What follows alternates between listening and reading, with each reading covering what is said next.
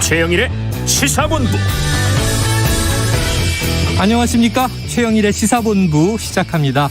일주일 휴가를 마치고 돌아온 평론하는 사람 최영일입니다. 최영일 없는 최영일의 시사본부 일주일 들어주셨는데요. 청취자 본부장님들 많이 뵙고 싶었습니다. 이 강유정 교수님, 양지열 변호사 수고 많이 해줬고요. 자, 저는 3년 만에 푹 쉬고 왔으니 이제 심기일전 열심히 달리도록 하겠습니다.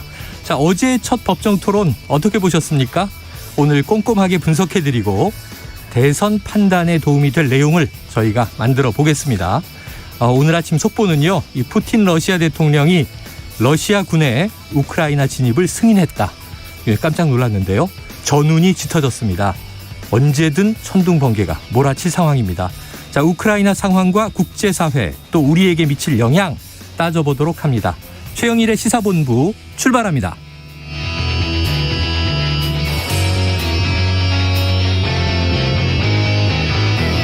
네, 1부에는요. 오늘의 핵심 뉴스를 한입에 정리해드리는 한입뉴스 기다리고 있고요. 2부에서는 우크라이나 상황 전문가와 긴급 인터뷰로 짚어보겠습니다. 10분 인터뷰 시간에는 도이치모터스 주가 조작 사건에 김건희 씨 연루 의혹, 이 범죄 일람표에서 어떻게 나타났다는 것인지 시민보 뉴스타파 기자를 연결해 봅니다. 이어서 최평과 불사조 기자단, 오늘은 경제본부 준비되어 있습니다. 한 입에 쏙 들어가는 뉴스와 찰떡궁합, 디저트송 신청 기다리고 있죠. 오늘 뉴스에 어울리는 노래가 있으면 문자 샵 9730으로 자유롭게 보내주시고요. 오늘의 디저트송 선정되신 분께는 커피 쿠폰 보내드립니다. 많은 참여 부탁드리고요. 짧은 문자 50원, 긴 문자 100원입니다.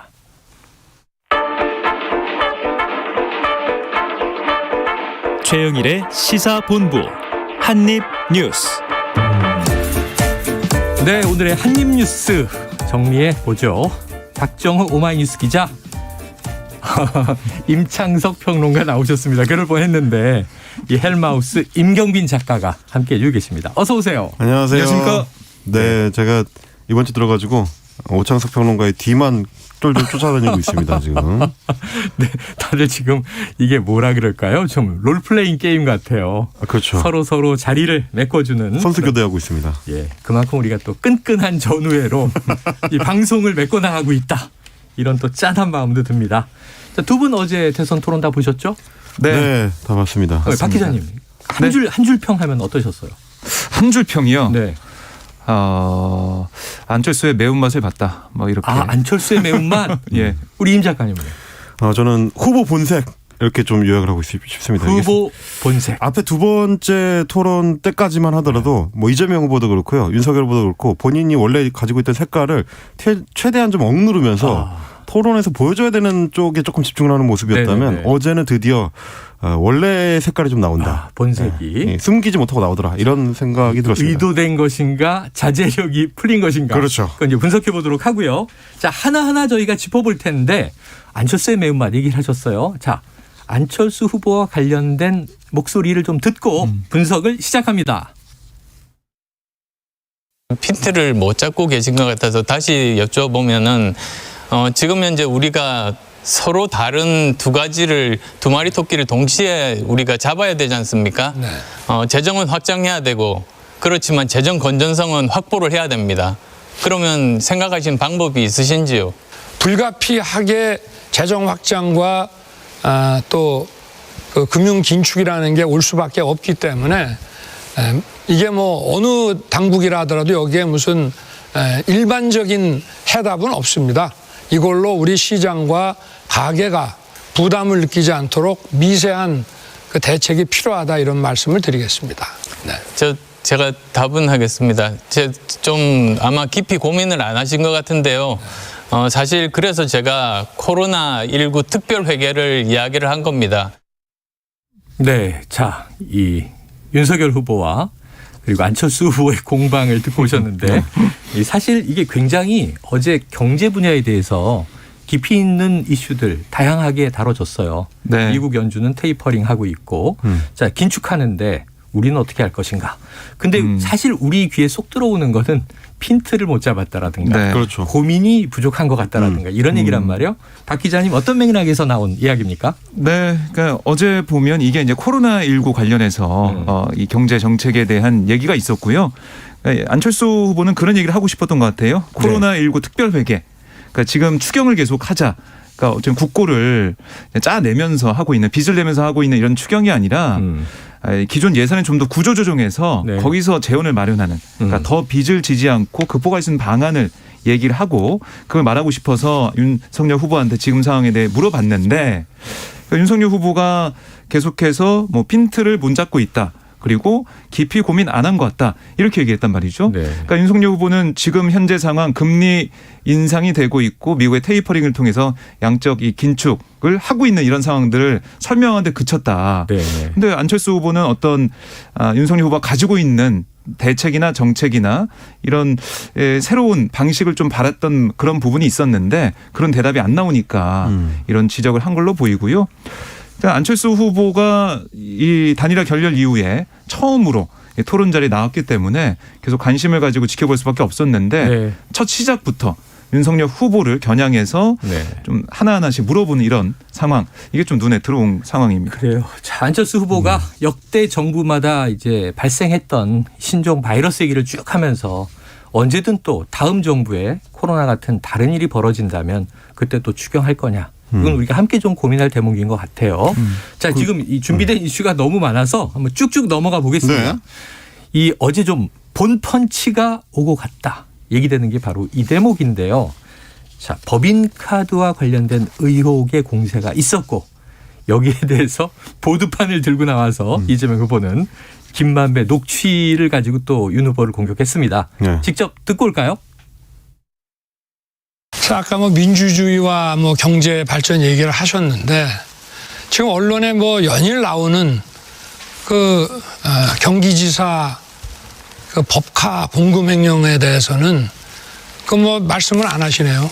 이거 공무원들의 지금 마음이 다 떠나가고 있고 여기에 대해서 제대로 조사하고 본인이 엄정하게 책임지는 것이 민주주의고 이렇게 해서 사람들의 그 일할 의욕을 북돋아 주는 것이 경제 발전의 기본 아니겠습니까? 우리 윤석열 후보님 정말 그 말씀하셔서 제가 아까 이거 준비해 왔는데 제가 안 보여드리려다가 이거 한번 꼭 보여드려야 되겠어요.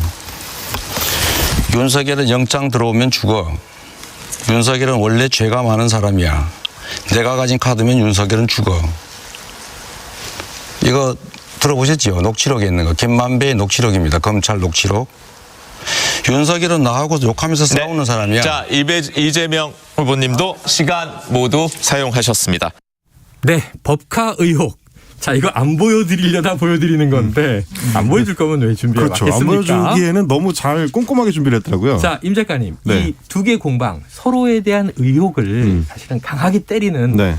뭐 각 후보들에게는 아픈 지점일 수 있고 또 국민들은 어떻게 해명하나 네. 또 태도를 지켜보는 장면이기도 했는데 자, 어떻게 좀 분석하고 평가를 내려주시겠어요? 그러니까 사실 이제 어제가 경제분과 토론을 하는 자리였기 때문에 그렇죠. 엄밀히 말하면 법카 얘기든 대장동 그 녹취록 관련 얘기든 직접적으로 상관관계가 있는 거는 아니었습니다. 네. 그럼에도 불구하고 국민들을 비롯해서 이제 언론들도 당연히 다 예측했다시피 과연 어느 틈바구니에 저 대장동 이슈나 혹은 법카 관련된 이슈를 끼워 넣을 거냐 네네. 그거를 관찰하고 있었거든요. 아, 잘 끼워 넣는 것도 적절해야 되는 그렇죠. 거네요. 근데 이제 법인 카드니까 카드라는 건 결국 경제 문제랑 연관이 되는 거니까 네네. 거기서 먼저 이제 윤석열 후보가 공격 카드를 꺼내니까 아마 이제 대비하고 있었던 이재명 후보 입장에서는 이게 이제 최근에 새로 나온 그 네. 김만배 씨 관련된 녹취 내용들이 있기 때문에 이제 카운터로 이제 준비를 했었던 예. 것 같고요. 좀 보시면 결국에는 그 마지막에 끝날 때는 어떻게 끝났냐면 이 얘기가 진행이 되니까 윤석열 후보가 나는 사실은 김만배 씨를 비롯해서 이 대장동 4인방이랑 아는 사이가 아니다. 근데 오히려 이 후보하고 훨씬 가까운 측근들 아니냐. 네네. 이렇게 이제 재반격을 했고 그거에 대해서 이 후보 같은 경우도 나는 정영학이고 남욱이고 본 일도 없다. 네네. 무슨 측근이냐 이제 이렇게 얘기하면서 허위 사실이면 후보 사퇴를 하겠느냐. 네. 이렇게 지적을 네. 했습니다.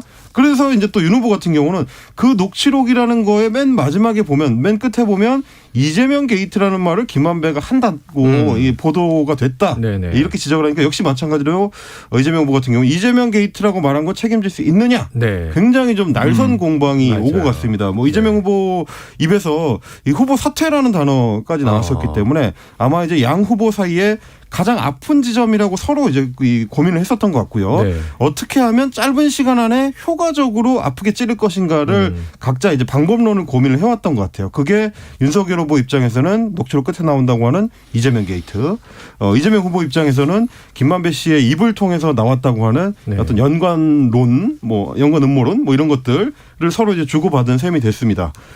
근데 이제 민주당 선관위가 그 토론이 끝나고 나서 그 이재명 게이트에 대해서 이제 설명을 덧붙였는데, 그 이제 녹취록의 이 발언 시점이 2020년 10월 26일이다. 근데 그 사흘 전인 10월 23일에 이재명 후보는 선거법 관련해서 이제 재판에서 무죄 선고를 받았다라고 그때군요. 하면서 민주당 선관위 해석에 따르면 이 이재명 게이트라는 얘기는 결국 그 선거법 재판과 관련된 4건의 재판이 걸려 있었던 네. 거. 이걸 얘기한 것이다라고 이제 민주당을 주장을 하고 있고요. 윤석열 후보 측에서는 국민의힘 측에서는 이게 결국은 이 대장동 게이트 자체를 얘기하는 거다라고 얘기하고 있는데 네. 왜 이렇게 서로 공방이 오갈 수밖에 없느냐 하면 그 내용을 실제로 들여다봐도 뭘 가리키는 건지 맥락이 언뜻 직관적으로 와닿지 않는 측면이 있습니다. 그래서 아하. 이제 언론 보도들도 충분히 안 나온 거고 월간조선 중심으로만 나온 건데 그 부분에 대해서는 앞으로도 아마 네. 양측 간의 공방이 좀 오고 갈 걸로 보입니다. 그래요. 또 이재명 게이트의 실체는 무엇이냐 이 이야기가 이제 토론에서 터져 나왔습니다. 지금 뭐 누구에게 유불리한가 하는 것은 이제 이번 주 후반에 지지율에 또 반영이 될 텐데 그 즈음에 또 토론은 이어지게 됩니다. 자, 다음 이슈를 한번 보죠. 자, 결국은 이 도이치모터스 주가 조작에 대한 이야기, 이 김건희 씨 관련이죠. 이것도 이재명 후보가 꺼냈죠? 네, 그렇습니다. 이 2010년 5월 이후에 그러니까 주가 조작이 이뤄진 시점에서 부인의 주식 거래가 없었다. 돈 남은 것도 없었다. 이렇게 네. 윤석열 후보가 얘기를 했는데 뭐 거기에 대해서 뭐 검찰 수사를 다 했다. 뭐 다른 말씀만 했다는 게 이재명 후보의 주장이에요. 그래서 2010년 5월 이후 추가 주식 거래가 있었는지 여기에 대해 답해달라. 이렇게 물어봤습니다. 네. 그때 윤석열 후보가 여기서는 지난번에는 뭐 이 수사 다 했다 이렇게 해서 그냥 넘어갔거든요. 근데 이번엔 답을 했어요. 네, 당연히 했죠. 제 처가. 그러니까 주식 거래 했다는 얘기를 했고요. 그러면서 이재명 후보가 주식 거래에서 돈을 번 게 있냐라고 다시 묻자 윤 후보는 손해 본 것도 있고 번 것도 있고 하니까 정확하게 그 순수익이 얼마나 되는지 알 수 없다.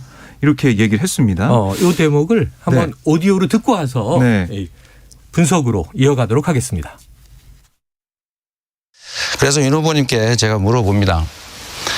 윤 후보님, 전에 이제 2010년 5월 이후에는 즉 주가 조작이 이루어진 시점에는 부인의 주식 거래가 없었다. 돈 남은 것도 없었다. 이렇게 말씀하셨는데 그 후에 몇 차례 물어보니까 계속 딴 말씀만 하셨어요. 무슨 검찰이 수사를 뭐 다 했느니 이런 말씀하셨는데 오늘은 딱 그 부분에 대한 질문에 답을 해 주십시오. 2010년 5월 이후 추가의 주식 거래가 있었는지. 두 당연히 번째로 주식했죠. 두 번째로 제 처가. 주식 거래에서 돈을 버는 게 있는지 손해만 봤는지. 아예 손해 본 것도 있고 뭐 좀 번 것도 있고 하니까 정확하게 그 수익이 얼마나 되는지는 알 수 없습니다. 그러면 어쨌든 주식 투자 주가 조작에 참여해서 돈을 버는 건 사실이군요. 주가 조작에 참여한 사실은 없습니다. 네, 주가 조작에 참여하진 않았지만 이게 사실 수가 이제 있었다. 어떻게 해석해야 되나요? 이재명 후보가 이 대목을 좀 강하게 제기한 거는 네. 어제 관련된 보도들이 좀 많이 나왔었는데요. 네네. 이제 뉴스타파에서도 이 관련 공소장, 그러니까 도이치모터스 주가 조작 사건과 관련해서 권오수 회장이라든지 지금 이제 기소돼서 재판받고 있는 사람들의 공소장을 분석해 봤을 때 공소장 본문에는 김건희라는 이름이 안 나오는데 네네. 이 범죄 일람표라고 공소장에 이제 붙이는 그 네네. 부가 첨부되는 첨부문서들이 있습니다. 그것도 물론 이제 공소장의 일부이기 때문에 같은 내용인 건데 거기 보면 어떤 계좌를 어떻게 운용해 가지고 주가 조작에 동원했다라는 것들이 이제 목록별로 쭉 정리가 되어 있습니다. 그래요. 그 목록에 보면 김건희 씨의 계좌로 보이는 것들 그리고 이제 김건희 씨가 계좌가 거기에 이제 동원된 정황들이 한 290여 개 항목 정도가 이제 포함되어 맞네요. 있다라는 네. 거를 뉴스타파에서 보도를 했는데 그게 나오니까 아마 이재명 후보 입장에서도 아니 지난해에 10월에 국민의힘 경선 토론 때 홍준표 후보가 질문을 했을 때는 딱 요것만 했다면서 특정 시기에 그 계좌만 공개를 했었는데 네네네. 그 뒤에는 오히려 더 많은 계좌가 동원돼서 이게 이제 주식 그 조작 정황에 직접 개입한 거 아니냐 이 부분에 이제 따져 들어간 겁니다. 네네. 근데 지금 뭐 윤석열 후보의 답변을 보면 주식 거래를 했는데 주가 조작에는 참여를 안 했다라는 얘기니까 약간 답변 자체는 뭉갠 셈이에요. 네, 그러니까 네. 주식은 뭐 누구나 다 하는 거니까 이런저런 거래들을 할 수는 있는데 당시 도이치모터스의 주가 조작에 개입한 건 아니다라고 이렇게 선을 긋는 걸로 네. 보이는데 공소장에 포함되어 있는 범죄 일람표 관련된 그 항목들에 대해서는 국민의힘이 어떻게 답변을 할지 조금 더 볼 필요는 있을 것 같습니다. 이 대목 관련해서는 이 김건희 씨의 도이치모터스 주가 조작 연루 의혹 말씀하신 어제 뉴스타파 단독 보도 저희가 2부에 이 보도를 한 시민보 기자 뉴스타파 기자를 직접 인터뷰할 예정이니까요. 조금 깊이 있게 들어가 보도록 하고 자, 이 다음으로 보면 이게 사자 토론인데 지금 네. 우리가 이재명 후보와 이제 윤석열 후보 이른바 이제 거대 여야의 유력 후보 얘기들만 하고 있는데 사실은 또 이제 심상정 후보와 안철수 후보의 역할도 어제 여러 가지 또 다양한 측면에서 네. 주목해 볼 만했어요. 그렇습니다. 한번 이 심상정 후보 이야기를 해보면 이재명 후보와 윤석열 후보 모두에게 네. 좀 매운맛을 보였다. 이렇게 이제 이야기가 많이 되던데 네. 어떤 주로 대목들이 주목을 받았습니까? 그러니까 뭐 심상정 후보가 이재명, 윤석열 두 양강 후보한테 네. 각각 뭐 펀치를 날렸다라고 볼 수가 있는데요. 펀치를 날렸다는 뭐 평도 있고 또 보도를 보니까 예. 선생님의 역할을 했다 이런 선생님. 얘기도 나와요. 그러니까 이 이재명 후보의 5 이 공약 있지 않습니까? 5대 네, 경제 네, 광고, 개인 소득 5만 달러, 코스피 지수 5천. 이게 이명박 전 대통령의 747 공약. 아, 그러니까 7% 성장 GDP 4만 달러, 7대 경제 강국. 이것과 닮았다. 그러니까 외형적인 성장 목표를 제시한 게 의외였다라고 지적을 하면서 이재명 후보가 MB 아바타 아니냐 이렇게까지 지적을 했어요. 그리고 이재명 후보가 그동안 보여왔던 이른바 친기업 행보. 네. 그러니까 재보총수 만나서 불공정 시정 이런 얘기를 하면서도 파이 끼어서 해결할 수밖에 없다라는 얘기를 했어요. 그러니까 이게 전형적인 낙수 경제론 아니냐 이렇게 지적을 했고요. 그랬더니 이재명 후보는 제가 갖고 있는 계획을 제대로 안 보셨다. 이거 잘 보면 공정성을 회복해서 그러니까 정규직 비정규직 그리고 기업과 노동 중앙과 지방 남과의 불평등 해결해서 공정성장을 하자는 거다. 이렇게 좀 반박을 하는 모습도 볼 수가 있었습니다. 좌우에 치우치지 않는다. 나는 네. 실용주의다. 이렇게 또 어제 이야기하는 대목도 거의 이어졌는데. 그렇습니다. 자, 그러면은 요 대목 관련해서는 좀 이 어느 쪽이 이 토론에서 이재명, 심상정 조금 유불리가 갈렸을까요? 사실 이제 어제 심상정 후보의 이제 태도는 기존의 1차, 2차 TV 토론 때 연장선에서 좀 볼 수가 있을 텐데 네. 어제는 조금 더 날카롭게 좀 칼을 벼리고 나온 느낌이었습니다. 뭐 어차피 이제 거대 양당의 후보들을 공격하는 맥락은 같았는데 그전 토론에 비해서 더 강하게 밀어붙이고 네. 그리고 이제 상대의 답변을 거의 이제 듣지 않는 식으로 네. 계속해서 이제 질문을 몰아치는 방식으로 갔는데 그러다 보니까 이제 토론회 전체적으로 평가를 했을 때는 심상정 후보가 오히려 지난 토론들에 비해서 더 마이너스적인 요소가 많았다고 평가하는 분들이 많더라고요. 기본적으로 이제 TV 토론이라는 게 표심에 직접적인 영향을 아주 강하게 미치는 않는데 대신에 네. 태도를 많이 보는 유권자들이 많기 때문에 그런 측면에서는 답변도 제대로 받지 않으면서 자기 할 말만 이제 공격적으로 질문을 하는 이 방식이 그렇게 잘된 토론 방식이냐 하는 거에 대해서는 약간 회의적일 수가 있고요. 네. 다만 지난 2차 토론 때처럼 이재명 후보가 역시 이번에도 심상정 후보한테는 굉장히 좀 어려움을 좀 겪는 뭐 그런 측면이 있었던 것 같아요. 이게 아마도 2017년 대선 그 경선 시절만 하더라도 이재명 후보가 민주당 내에서도 가장 좌측에 있는 후보로 이제 평가를 받았었고 네. 그 당시에 내놨었던 그 공약이나 뭐 정책 방향성들이 그 당시 정의당하고 오히려 이제 맥이 닿는 측면들이 많았는데 예. 이번에는 이제 조금 더 이제 중도층에 소구하기 위해서 오른쪽으로 기울이다 보니까 심상정 후보가 아프게 공격해 들어올 때는 방어가 좀 쉽지 않아 보이는 좀 그런 측면도 있는 것 같습니다. 이런 어떤 상성이 있는 거죠, 결국에는. 그래요. 자, 한편 뭐 이 심상정 후보는 윤석열 후보도 세게 네. 때렸는데 제가 만약에 윤석열 후보였으면 정말 저런 상대는 무서웠을 것 같은 게 아니 내 세금을 나보다 더 정확하게 얘기를 하더라고요. 그래서 종부세 얘기를 하는데 윤 후보 공시지가 시세 얼마 정도 되는 집에 살지 않느냐. 네. 종부세 얼마 내셨느냐 그러니까 몇백 냈겠죠. 네. 그랬는데 정확하게 90만 원 냈을 거다 이렇게 얘기를 하니까. 이게 또 예. 본인 명의로 된 집이 아니어서 그럴 수도 있어요. 아내 명의로 된 집이어가지고. 네네네. 부인의 재산에는 잘 모른다. 뭐 주가에서도 이제 그런 대목들의 답변이 있기도 했습니다. 자, 어제 전체적으로요. 시청률이 얼마 나왔어요? 어제 그러니까 방송사가 지상파 3사 그다음에 종편 4곳, 보도 전문 채널 2곳 합쳐서 총 9개 채널이 동시에 생중계했거든요. 생방송을. 다 합쳐봤더니 34.3%로 집계가 됐습니다. 높았네요.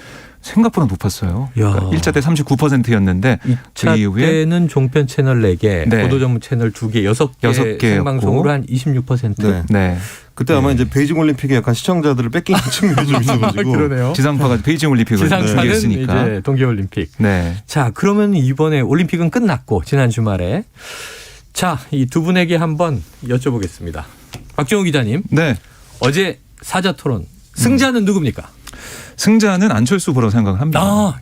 얘기를 많이 못했는데 네. 안철수 후보. 안철수 후보가 어제 사실은 좀 칼을 갈고 나온 것 같아요. 제 느낌에 보면은. 그러니까 이 토론에 있어서 자기가 좀 관심 있는 경제 분야이기도 했고. 경제. 그렇죠. 그다음에 내가 다른 후보보다 낫다는 면을 좀 보여줄 수 있는 분야이기 때문에 좀 준비를 많이 해온 것 같고요. 특히 이제 윤석열 후보와 안철수 후보의 비교를 어제 많이 했을 거예요. 시청자분들이. 특히 중도층에 계신 분들은 특히 보수 지지층에서도 아직 마음을 정하지 못하신 분들이 봤을 것 같은데 이렇게 하나하나 그러니까 이 개념부터 그다음에 어제 이제 안철수 후보가 고개를 절레절레 흔드는 모습까지 하지 화제가 많이 않습니까? 됐죠. 예, 데이터 윤 후보의 경제 답변을 얘기하면서. 듣고. 네. 네. 그런 것들을 보면서 윤석열 후보보다는 지식적인 면에서 좀 나은 게 아니냐 이런 네. 관점으로 좀 본 부분이 있을 것 같고요. 네. 그리고 또 하나는 태도인데 사실 지금 1위 후보는 윤석열 후보죠. 네. 여러 가지 여론조사 추이를 쭉 보면 앞서가고 있는데 앞서가고 있는 후보는 뭐 어쩔 수 없이 공격을 많이 받을 수가 있습니다. 그럴 수밖에 없는 거고 그런데 그럴 때 어떤 태도와 좀 자세를 보이느냐 이걸 또 보거든요. 시청자분들이. 그렇죠. 근데 1위 후보답지 않게 뭔가 이제 답변을 좀 끊거나 아니면은 상대 후보한테 뭐 오버하고 있다 아니면은 제대로 답변도 안 한다 도망간다 이렇게 하면서 상대 후보를 깎아내는 모습 보이는 게 아니냐 여유가 좀 없는 게 아니냐 이런 지적도 있었는데 상대적으로 안철수 후보가 좀 여유를 보이면서 이재명 후보나 심상정 후보보다 더 여유 있는 모습으로 토론을 좀 주도한 게 아니냐 이런 생각이 들었습니다. 자, 그러면은 우리 임 작가님 어제 위너.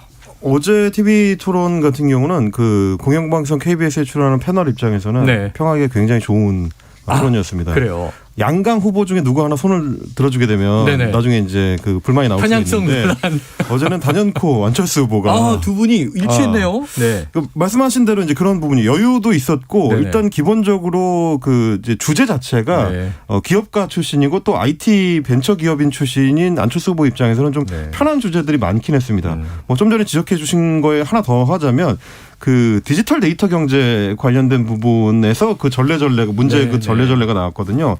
근데 이제 2017년 대선 토론 때는 안철수 후보의 전례가 굉장히 이제 마이너스적인 요소를 작용을 했었고 인터넷 짤방이라고 하죠. 그걸로 이제 재생산이 되면서 지지율을 깎아먹는 요소가 됐는데 어제 전례는 굉장히 효과적이었다. 그걸 뭐냐면 이제 적절한 타이밍에 적절한 이슈에 맞춰서 이제 나온 전례였기 때문에 효과적이었다는 건데 그러니까 정부 데이터 개방 문제에 대해서 어떻게 생각하느냐라고 안철수 후보가 질문을 했을 때는 그건 이제 지금 이제 우리 정부 데이터 같은 경우 체계화가 되지 못해가지고 기업이라든지 개인들이 그걸 정확하게 찾아서 재상품화하는데 어려움이 많다는 얘기가 많거든요. 그런 질문을 한 건데 그거에 대해서 윤석열 후보가 정부 데이터는 공유할 수 있는 것도 있고 보안상이라서 할 수 없는 것도 있다. 그건 하나만 하는 얘기거든요. 당연한 거라서 이제 그런 정도의 답변에 대해서 이제 전례를 한 거라. 딱 맞게 전례를 했다. 그러니까 그런 것만 보더라도 어제 안철수 후보가 굉장히 좀 준비를 많이 한 것 같고. 아니, 어제 그 표정이 자꾸 생각나서 너무 웃음이 나와요. 왜냐하면 이게 상대에게 무리할 수도 있지만 되게 귀여운 표정이어서 맞아요. 밈이 많이 돌더라고요. 자, 지금 이 점심시간입니다. 교통 상황을 좀 알아보고 이 굉장히 흥미로운 분석을 이어가도록 할 텐데요. 교통정보센터의 임초희 리포터 나와주세요. 네, 이 시각 교통정보입니다. 현재 사고로 인해서 긴 구간 정체되는 곳이 있습니다.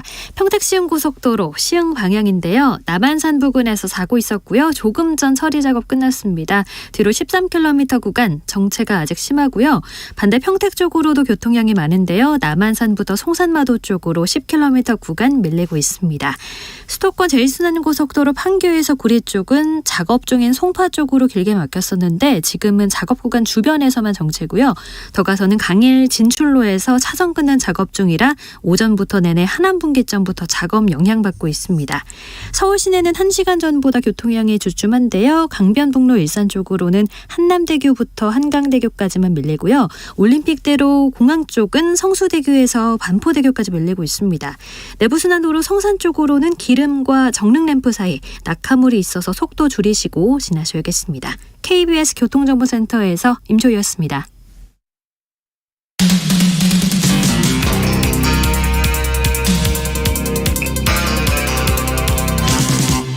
최영일의 시사본부. 역시 토론은 많이 할수록 우리가 대선에 대해서 할 이야기가 참 많아지는 것 같아요. 후보의 태도, 후보가 이제 응하는 전략, 또 이제 상대 공격을 받아치는 여러 가지 모습들, 그렇죠. 또 이슈의 내용 무엇보다. 근데 이제 이런 게 결국은 민생과 어떤 관련이 있느냐인데 어째 대선 토론이 이루어지는 과정에 국회에서는 본회의가 있었잖아요.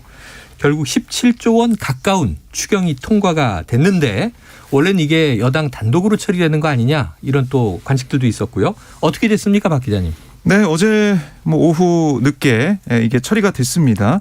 오후 8시 28분에 본회의가 개의가 돼서 이 추경안 본회의 처리가 11분 만에 끝났어요. 대선 토론이 이루어지고 있는 과정에 그렇습니다. 처리됐군요. 네, 처리가 됐고요. 사실 이게 뭐 여야 간의 공방이 계속 있었죠. 그러니까 여당에서는 그러니까 정부의 14조 안을 받아 안으면서 300만 원이라도 이 소상공인 332만 명에게 지급해야 된다. 네. 그랬고 야당에서는 너무 적다. 1,000만 원씩은 지급해야 된다라고 얘기하면서 이 정부 여당이 다시 짜와라. 뭐 이런 취지로 얘기했었거든요. 네네. 합의가 안 됐습니다. 그래서 그러다가 이게 좀 질질 끄니까 민주당에서 지난 주말 새벽에 예결위에서 단독으로 처리했어요. 그러니까 사회권을 뭐 넘겨받는 그런 식으로 해서 처리를 했는데 그랬더니 국민의힘에서는 이거 날치기다, 우유다라고 했다가 어제 상황이 급변했어요. 여야 이 원내대표 회동 이후에 좋다. 여야가 합의해서 처리하기로 하겠다라고 해서 오후 6시 본회의 전에 처리하는 걸로 됐다가 다시 뒤집어집니다. 결렬. 그래서 민주당이 또 7시에 처리하는 걸로 했다가 또 7시 다 돼서 합의가 됐어요. 결국 7시 반, 8시 넘어서 이게 처리가 된 건데. 여야 합의로 처리가 된 거군요. 네, 우여곡절 끝에 처리가 됐고 아무래도 이 야당 입장에서도 소상공인 자영업자 표심 이걸 좀 눈여겨봤을 텐데 이게 장난이 아니다. 이게 뭐 여당에서 단독 처리해서 주는 게 비판받을 사항이 아니다. 오히려 같이 합의해서 처리하는 게 더 낫다. 그리고 거기다가 지금 보면은 택시기사 분들 포함해서 이 추가로 운수 노동자들에게 50만 원을 지급하기로 합의했거든요. 국민의힘이 우리가 이렇게 얘기해서 된 거다. 정치적인 이득도 챙길 수가 있기 때문에 어제 합의해서 처리한 것으로 보입니다. 그래서 많이 주자, 더 많이 주자 이건 여야가 뭐 어찌 보면 경쟁을 한 상황인데 어제 대선 토론에서 보면 이 윤석열 후보는 더 많이 주자 또 이야기는 하면서 또 국채 발행은 안 된다. 뭐 이런 얘기를 또 하니까 그래서 안철수 후보가 이제 거기 제동을 거는 거죠. 지금 뭐 이 후보 공약 다 실천하려면 뭐 2,000조 가까이 든다 이런 얘기도 나오고. 자, 이게 항상 국가 예산 돈이 문제인데 어제 추경이 합의 처리됐다는 건 그나마 오랜만에 좀 반가운 소식 아닌가 어제 싶고요. 추경은 합의 처리를 하고 오늘 아침에 보니까 이제 현수막 경쟁은 합의 안 하고 서로 우리가 해가지고 우리가 한 거다. 벌써 현수막 빨리 달기 경쟁이 지금 벌어지고 있습니다. 그것도 다행이에요. 왜냐하면 여당 단독 처리했으면 이게 또 금품살포 선거다 이렇게 야당이 또 공격하지 않았겠습니까? 민생을 위한 돈 긴급하게 처리하는 것은 잘했다고 박수 쳐드리고 싶습니다.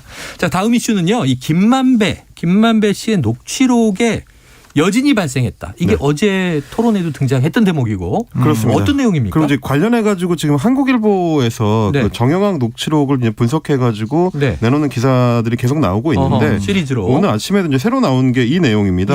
그 정영학 녹취록에서 이제 그분이라고 지목을 한 한국일보가 이제 지목을 한 게 이제 A 대법관인데 그 자녀에게 김만배 씨가 거주지를 마련해 줬다라고 주장을 하는 내용이 녹취록 안에 나온다는 거죠. 근데 이 내용이 지금 주목을 받는 이유는 그전에도 박영수 전 특검 같은 경우도 이 딸을 화천대유에 일하게 하면서 일종의 이제 특혜 분양을 받게 한 거 아니냐. 그런 얘기가 있었죠. 여기도 이제 아파트가 등장했었기 때문에 결국 이제 거주지 같은 우회적인 그 통로를 통해서 이제 돈을 챙겨준 거 아니냐. 이른바 50억 클럽. 그렇습니다. 이제 그런 어떤 연장선상에서 이게 이제 주목을 받고 있는 건데요. 한국일보가 이제 입수한 내용을 보니까 2021년 작년이죠. 2월 4일에 김만배 씨하고 이제 정영학 회계사가 이 대화를 나눈 내용을 보니까 A 법관의 대법관의 이제 실명을 거론하면서 네. 이 대화를 나눕니다. 그리고 그 직전에 실명 나오고 나중에 이제 그분이라고 지칭하는 거 보니까 이 그분이 대법관이다. 이제 이런 그 얘기가 나오는 건데 김만배 씨가 이럽니다. 그러니까 영화가 그게 안전해 라면서 구체적인 주소를 얘기합니다. 수원 땡땡 땡땡땡 호 몇 호. 번지수. 번지수 그리고 몇 호까지. 그래서 여기는 무슨 대법관님 따님이 살아. 대법원 도와줄 수 있어. 아마도 이제 자기들을 도와줄 수 있다는 얘기인 것 같습니다. 그러면서 여기 따님이 살아라면서 자기가 이 아파트에 살게 해준 것처럼 말을 했다는 거예요. 네. 근데 그래서 사실은 이게 이제 문제가 되는 건데 뭐 한국에서 알아보니까 네. 이게 그 김 씨 가족이 2014년부터 소유하고 있는 52평형 규모의 이제 수원 장안구에 소재한 아파트인데 네. 현재 김 씨의 거주지로 이제 등록이 돼 있는 곳이고 김만배 씨의 거주지로. 그렇습니다. 김 씨 같은 경우는 이제 A 대법관의 실명을 그분이라는 말이 나오기 전부터 이미 이제 언급을 하고 있기 때문에 결국에는 이 두 가지 맥락이 연결된 거 아니냐. 그러니까 실제로는 대법관의 딸이 거주하는데 김만배 씨 이름으로 해놓고 이 거주지를 이제 제공한 셈이 아니냐. 이제 이런 의혹이 제기가 된다는 거고요. 그래서 이제 검찰은 일단 그 녹취록의 내용이 굉장히 구체적이기 때문에 네네. 동호수까지 나오는 거니까 그렇죠. 이거를 진위 확인을 할 수밖에 없다. 그래서 이제 수사를 진행하고 있다고 하고 다만 A 대법관이 이 사안에 직접적으로 연루가 됐는지 여부는 아직 이제 확인이 안 된 것 같습니다. 이게 앞으로 확인이 꼭 필요한 대목이네요. 주소지까지 나왔다. 그렇습니다. 집의 소유자는 김만배 씨다. 과연 누가 살았으며 그 살았던 사람의 그러면 또 부친은 누구인가. 그렇죠. 이게 앞으로 이제 수사의 대상이 되겠네요.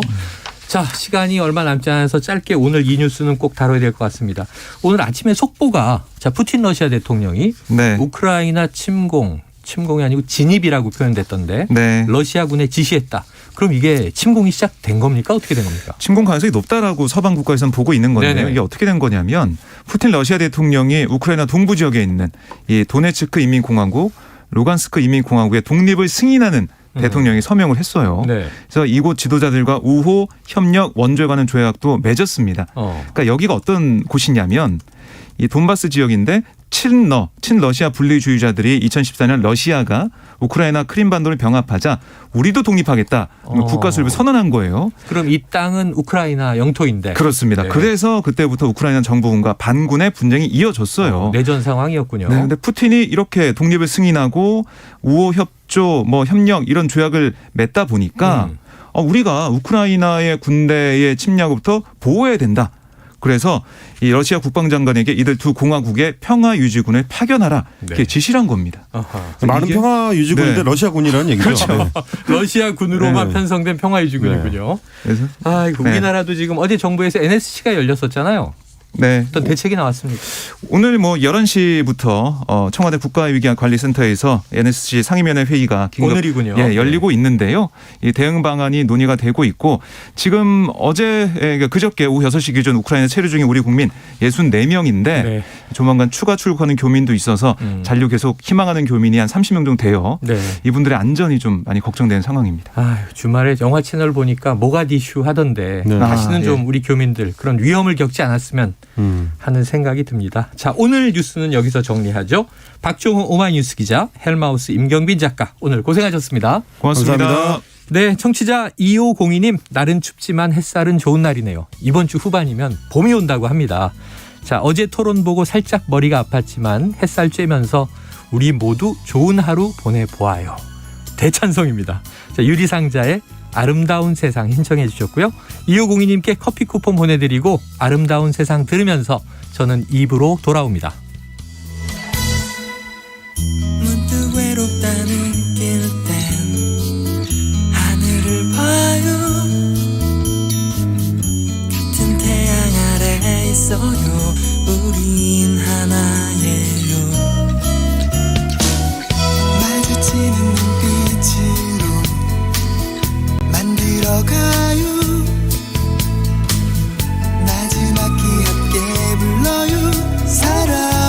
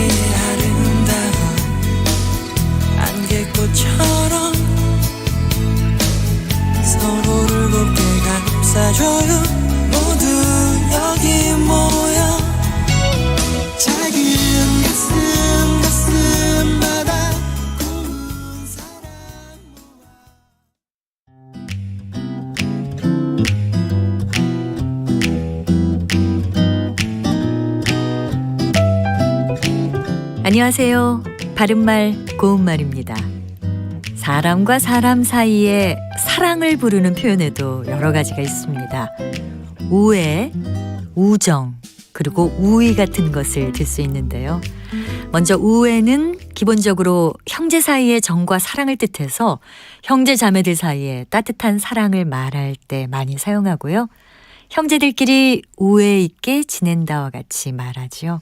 또 우애는 친구 사이나 가까운 사이의 정분을 뜻하기도 합니다. 스포츠를 통해 두 나라의 우애와 친선이 증진되었다 같이 말이죠. 참고로 형제 자매 사이의 우애심을 뜻하는 우리 고유어 표현으로는 띠앗이 있는데 우리 집은 형제가 둘 뿐이라 유난히 띠앗이 좋은 편이다 이렇게 표현할 수 있습니다. 그런데 간혹 부부간의 우애라는 표현을 듣게 됩니다. 물론 부부가 서로 친구 같은 느낌으로 살 수도 있겠지만 일반적으로 말할 때는 부부간의 우애라는 말은 잘 쓰지 않습니다. 이런 경우에는 부부간의 사랑이라든가 부부간의 따뜻한 관계 정도로 말하는 것이 자연스럽겠죠. 그리고 우정은 친구 사이의 정을 뜻하고 우의는 친구 사이의 정의를 뜻하지만 결국 우정이나 우의는 서로 같은 뜻으로 쓸 수 있습니다. 자, 정리해보면 형제 간의 사랑을 뜻할 때는 우애를 쓰고요. 친구들끼리의 정을 나타낼 때는 우애, 우정, 우의를 모두 사용할 수 있습니다. 바른말 고운말 아나운서 변희영이었습니다.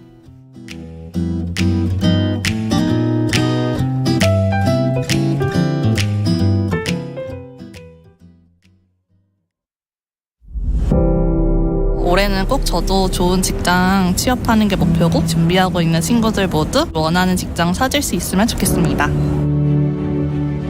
우리의 꿈이 아이들이 그냥 건강하게 안전하게 살 수 있는 나라가 되었으면 좋겠습니다. 우리의 내일이 좋은 정치를 할 수 있는 분으로 바뀌었으면 좋겠어요. 우리 서민들 위해서 좀 잘 살 수 있게 서로 도와가면서.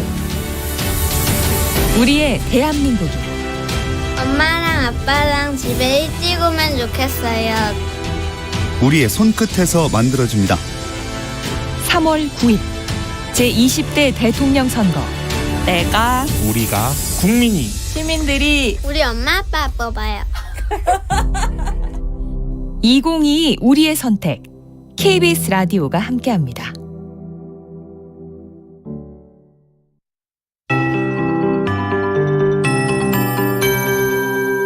KBS 58분 날씨 2월의 마지막 화요일인 오늘도 아침에는 추웠습니다. 서울의 아침 최저기온 영하 7.4도에서 출발했는데 아직 영하권을 헤매고 있습니다.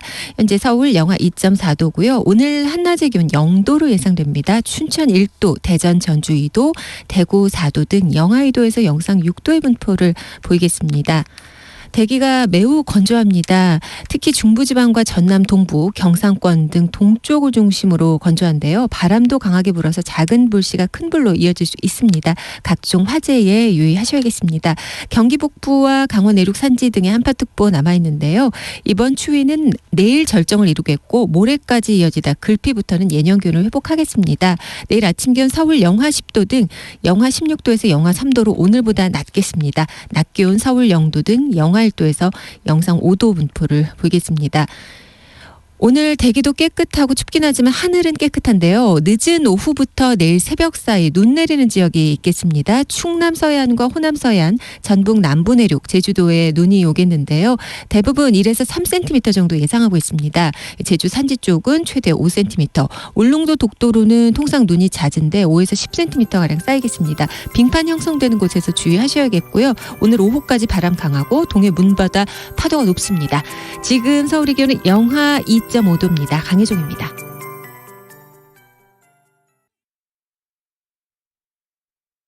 정성을 다하는 국민의 방송 KBS가 한시를 알려드립니다. AM 711kHz, FM 97.3MHz, KBS 1라디오입니다. HLKA.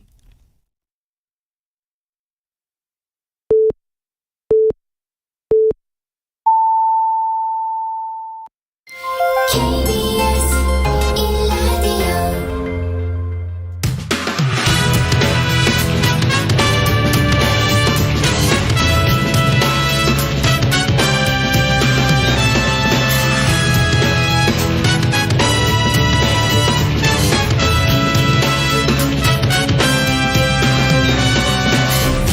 KBS 1라디오 최영일의 시사본부.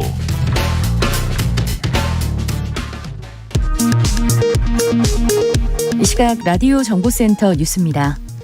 코로나19 오미크론 변이 확산에도 중증화율과 치명률은 낮은 수준을 유지하는 가운데 방역당국이 아직은 갈 길이 멀지만 출구를 찾는 초입에 들어선 셈이라고 평가했습니다. 방역당국은 오미크론 변이의 특성상 확진자 숫자보다 중증과 사망 피해를 최소화하는 것이 중요하다며 이같이 밝혔습니다. 한국은행 이주열 총재는 우크라이나 관련 지정학적 리스크의 전개 양상에 따라 금융시장 변동성이 커질 수 있고 성장이나 물가 등 실물 경제에 전반적으로 영향을 줄 수 있다고 지적했습니다. 소상공인연합회는 16조 9천억 원 규모의 추가 경정 예산안이 국회에서 통과된 것에 대해 소상공인 위기 극복에 마중물이 되길 바란다고 밝혔습니다. 최고 연 10%대 금리 효과로 청년층의 가입 신청이 쇄도하고 있는 청년 희망적금에 대해 금융당국이 지원 대상을 확대하기로 했습니다.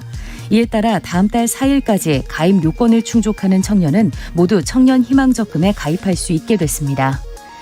지금까지 라디오 정보센터 조진주였습니다.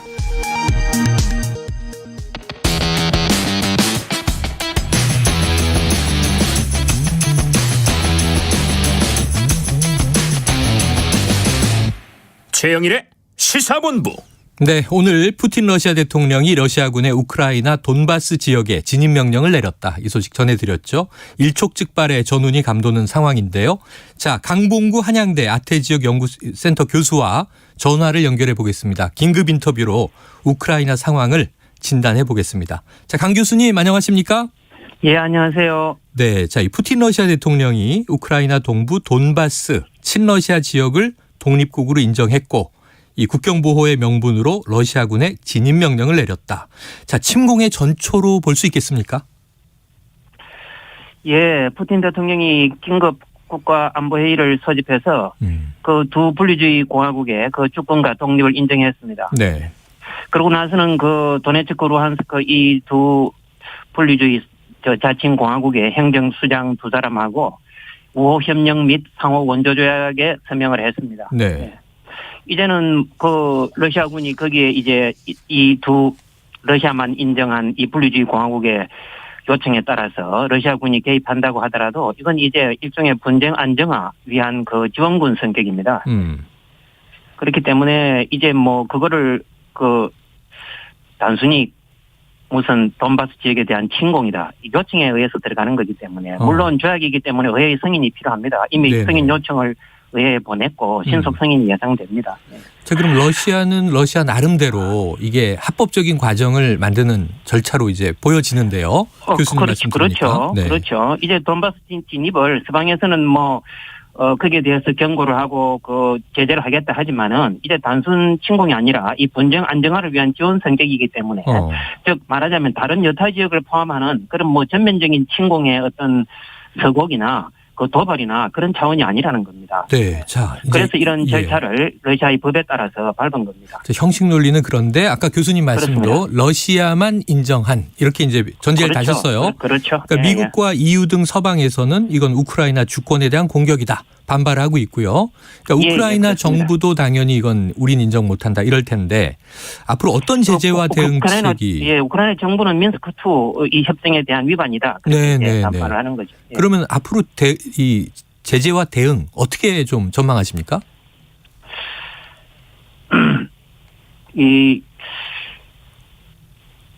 지금 이 작년 4월부터 사실상 러국경지대에 대한 그 러시아군의 이 정강이라는 것은 처음부터 이제 뭐 이게 실제적인 침공 의도를 실현하기 위한 사전 준비라기보다는 일종의 무력 가시 시위의 성격이거든요. 예. 이게 이제 국제정치에서 우리가 세이버 레틀링 이 칼을 칼집에 꽂았다 뺐다 하면서 내는 그 칼집 달그락거리기라는 뜻인데 네. 처음부터 이제 어떤 그 당사자도 그런 칼집에 칼을 계속 달그락거리는 것이 전쟁으로 고조될 그런 심각한 위협이다. 이렇게 어느 누구도 인식하지 않는다는 맥락이 포함되어 있습니다. 예. 이제 그렇게 해서 진행이 되어 왔던 것이고요. 이제 앞으로 어떤 제재와 대응책 거기에 대해서는 그동안 러시아가 전격적으로 침공을 하면 하겠다 하는 스위프트에 있어서 그 러시아를 배제하겠다. 네. 예. 그리고 다른 또 최악의 가장 강도가 높은 초고강도의 제재를 하겠다 하는데 이제 그런 제재가 예상되는 건 아니고요. 네. 지금 계속 뉴스에 나오고 있는 대로 뭐 영국 같은 경우는 그 본 결정에 관여한 인물들에 대해서 개인 제재를 내일부터 발효시키겠다. 뭐 프랑스는 EU 차원에서의 제재 채택을 요구하고 독일의 베어복 외교장관은 민스크 협약 위반이다. 국제사회 전체에 대한 약속 위반이다. 뭐 지금 그 정도로 지금 경고를 하고 있는 거죠. 네. 예. 네. 자기들도 이것이 우크라이나 다른 지역에 대한 침공이 아니기 때문에 예.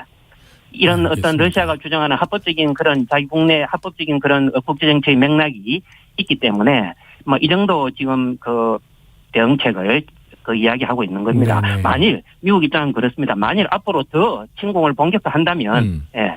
이제 더 모든 자기들이 동원할 수 있는 이 제재 조치를 그 시행을 하겠다 이렇게 이제 경고하고 있습니다. 예, 나라마다 좀 차이도 있고요. 초고강도로 예. 가진 않을 것 같다. 지금 이제 교수님 말씀 들으니까 돈바스 그럼요. 고강도는 안 지역에서 가죠. 두고 보는 거죠. 만일 네. 이제 저기 뭐 벨라루스를 통해서 북쪽으로부터 키예프 쪽으로 90km밖에 안 되는데 그쪽으로 진입을 시키거나 하면 이거는 정말 문제가 달라지는 겁니다.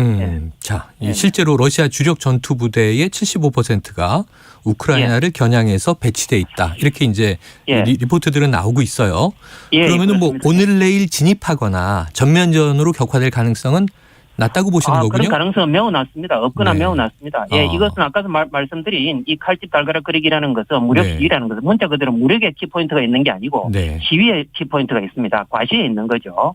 즉 민스크 평화 프로세스를 그 문제를 협상하고 빨리 이 평화 프로세스 진행하라는 그런 압박을 위한 그런 시위 성격입니다. 예.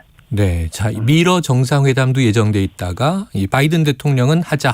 근데 푸틴 대통령이 조금 이제 우회적인 입장을 표했는데, 예, 지금 미국이 그런 어떤 전향적인 네. 입장을 이 러시아 쪽에 체면을 세워주는 또 러시아 쪽의 그 요구에 대해서 진지한 관심을 보여준다고 푸틴 대통령이 판단하지 않기 때문에 네. 그런 상황에서 서둘러서 그렇게 할 필요가 없는 거죠. 푸틴 입장에서는. 알겠습니다. 예. 자, 이 교수님 끝으로 한 가지.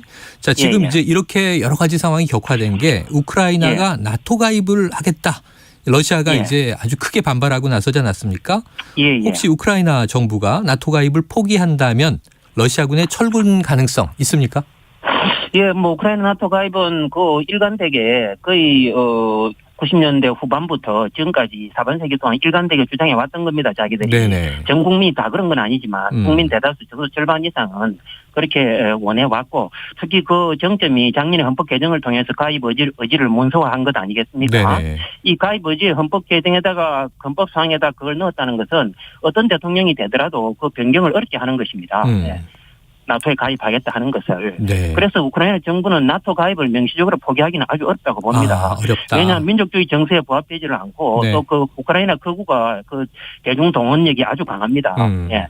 2019년에 지금 민스크 협상에 대한 이야기가 이제 앞으로 많이 나오게 될 건데 그때 노르망디 포맷 소위 사자회담이죠. 네. 우크라이나, 러시아, 그리고 프랑스, 독일 이 사자가 모인 그걸 이제 노르망디 포맷이라 하는데 그 형식에 따라서 2019년 12월에 해합이 파리에서 있었는데 그때 이 지금 대통령 젤렌스키가 민스크 2를 협상을 이행하기 위한 액션 플랜에 동의를 했어요. 그 이름이 슈타인마이어 포뮬라입니다. 네. 이제 슈타인마이어 정식이라는 건데 지금 독일 대통령 이름을 딴 거죠. 네. 예.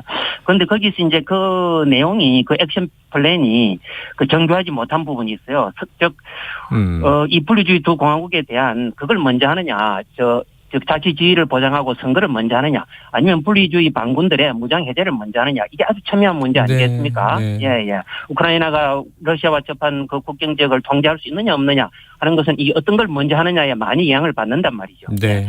그러다 보니까 2019년 12월에 회의 다음에 젤렌스키 대통령이 키예프로 돌아와서 욕을 많이 먹었습니다. 전국적으로 대규모 항의 시위가 일어났어요. 우리식으로 말하자면 나라를 팔아먹는다는 거죠. 네. 일제 초입에서 그랬던 것처럼. 그래서 그 이후로 지금까지 3년 동안 이 민스크2 이행을 위한 이 슈타인마이어 포뮬라가 전혀 진전을 못했던 부분이 있는 거죠. 그러니까 이제는 이것이 이렇게 됨으로 해서 도리어 협상 국면이 열릴 수 있는 좋은 계기가 된 겁니다. 예, 무슨 말이냐면은 이제 이 젤렌스키 대통령은 향후 선거도 있고 24년에 네. 도저히 이 우크라이나 민족주의자들의 그 정치 세력 말하자면 그 표를 의식하지 않을 수 없거든요. 예.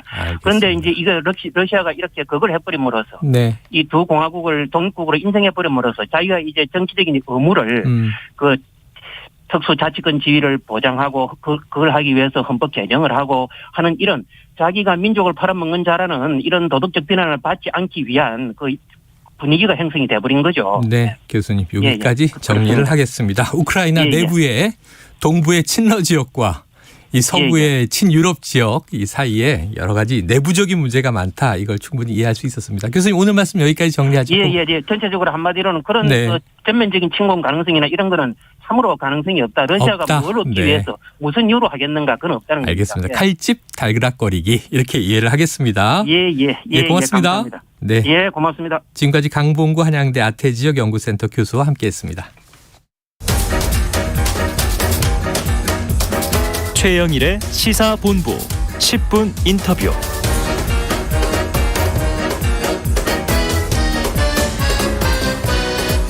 네, 화제 이슈를 콕 짚어보는 10분 인터뷰 시간입니다. 도이치모터스 주가 조작 사건과 관련해서 윤석열 후보의 배우자 김건희 씨의 여러 계좌를 선수들과 본인이 직접 운영했다. 이런 의혹이 좀 구체적으로 제기가 된 상황인데요.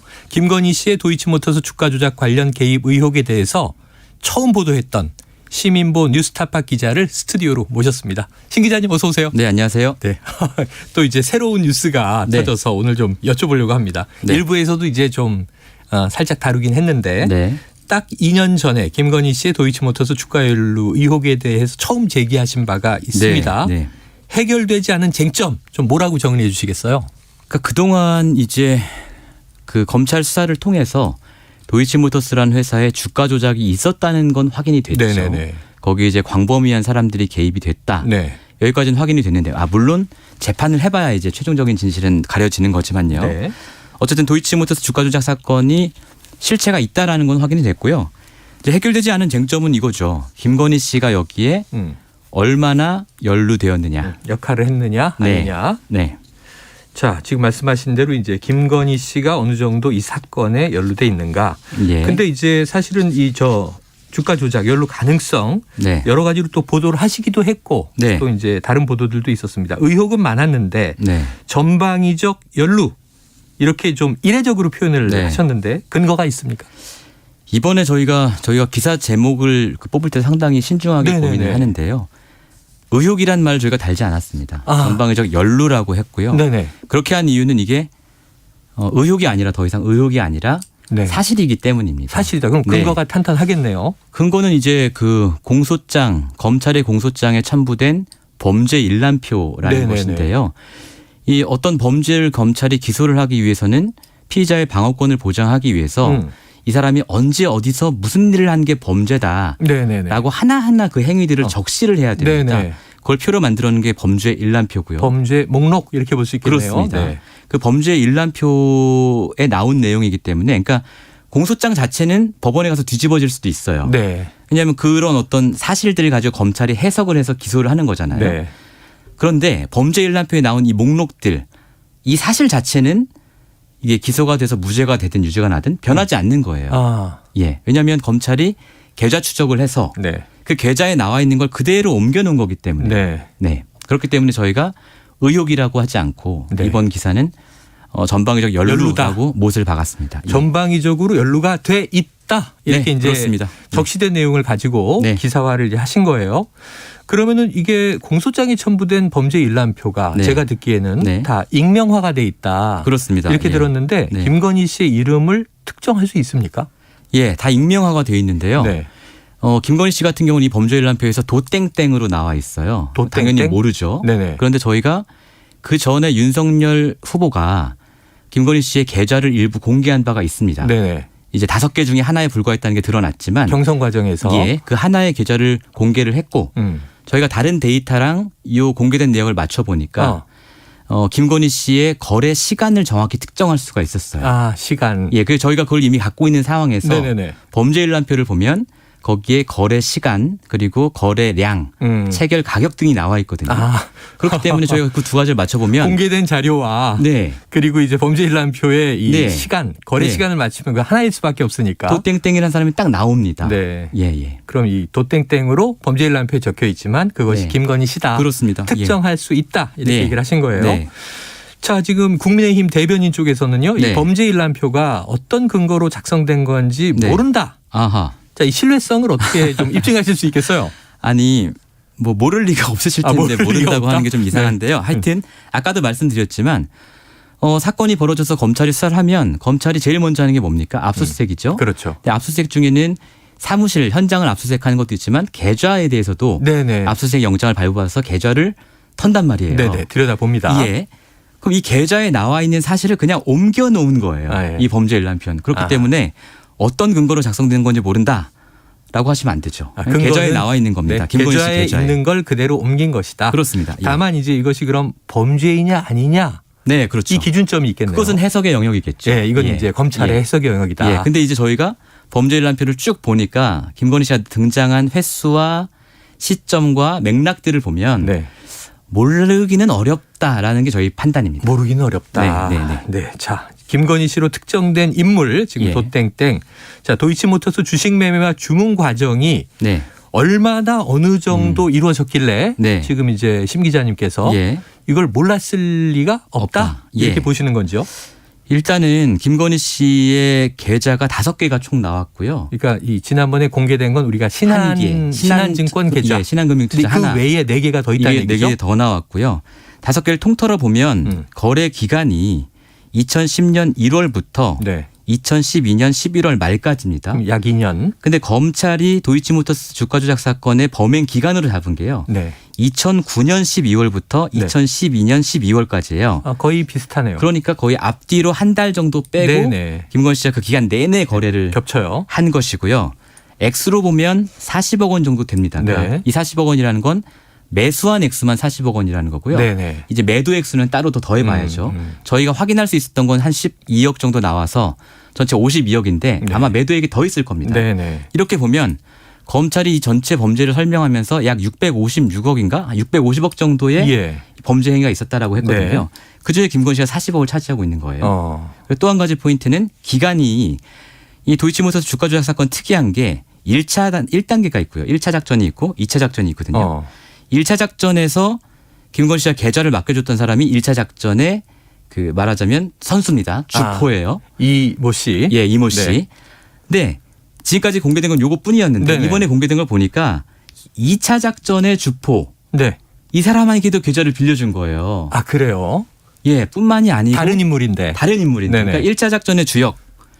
이 사람에게 계좌를 빌려준 거 오케이 여기까지 우연일 수 있다고 네, 쳐요. 네. 그런데 2차 작전이 시작됐는데 여기에 네. 또 계좌를 빌려줍니다. 2개를. 그럼 이게 윤석열 예. 후보가 이건 토론에서 네. 자 4개월 정도 이제 네. 잘한다고 하는 전문가에게 맡겼는데 네. 재미를 못 봤다. 맞습니다. 손실 보고 이거 도로 털었다. 찾아왔다. 예, 4천만 원 손실 보고 그냥 끝냈다. 절연했다 이렇게 표현했죠. 근데 2차 작전에 김건희 씨의 계좌는 또 동원됐는데 또 동원됐어요. 예. 이 계좌를 빌려줬고 네. 다른 주포가 있었다. 맞습니다. 오, 네네. 뿐만이 아니고 이 3개의 계좌 외에 빌려준 계좌 3개 외에 2개의 계좌는 권오수 씨가 그러니까 도이치모터스의 권오수 회장이 이 작전 예. 모두를 이제 실행한 사람으로 검찰은 보고 있는데 네. 기획한 사람으로 권오수 씨가 김건희 씨에게 주식을 사라고 권유를 해서 네.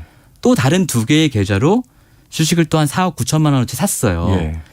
그러니까 한편으로는 계좌를 빌려주고 한편으로는 자기가 직접 주식도 사고 네. 이렇게 되어 있기 때문에 저희가 이것은 전방위적 연루다 이렇게 네. 표현을 한 것입니다. 자, 이게 대선과 지금 연루가 돼 있는데 예. 지난해 10월에 윤석열 후보가 계좌를 일부 공개했습니다. 그렇습니다. 그러니까 예. 여기도 좀 문제가 있다는 걸 또 이 자리에서 홍사훈 기자도 여러 가지로 예. 얘기를 했었는데 예. 지금 다른 계좌 사용 내역도 발견하셨다는 거죠? 예, 아까 말씀드린 나머지 4개의 계좌를 말씀드린 거고요. 네.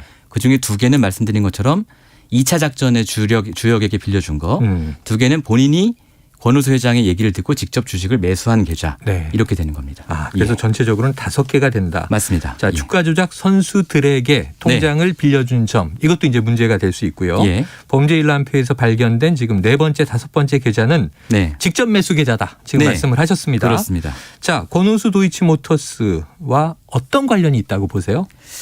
그러니까 이런 거죠. 이제 권오수 회장과 김건희 씨는 매우 오래된 사이입니다. 본인도 최근에 공개된 녹취록에서 한 20년 된 사이다라고 했고 저희 뉴스타파가 여러 번 보도했지만 이 주가 조작 사건 말고도 권오수 회장과 김건희 씨 간의 거래가 굉장히 많아요.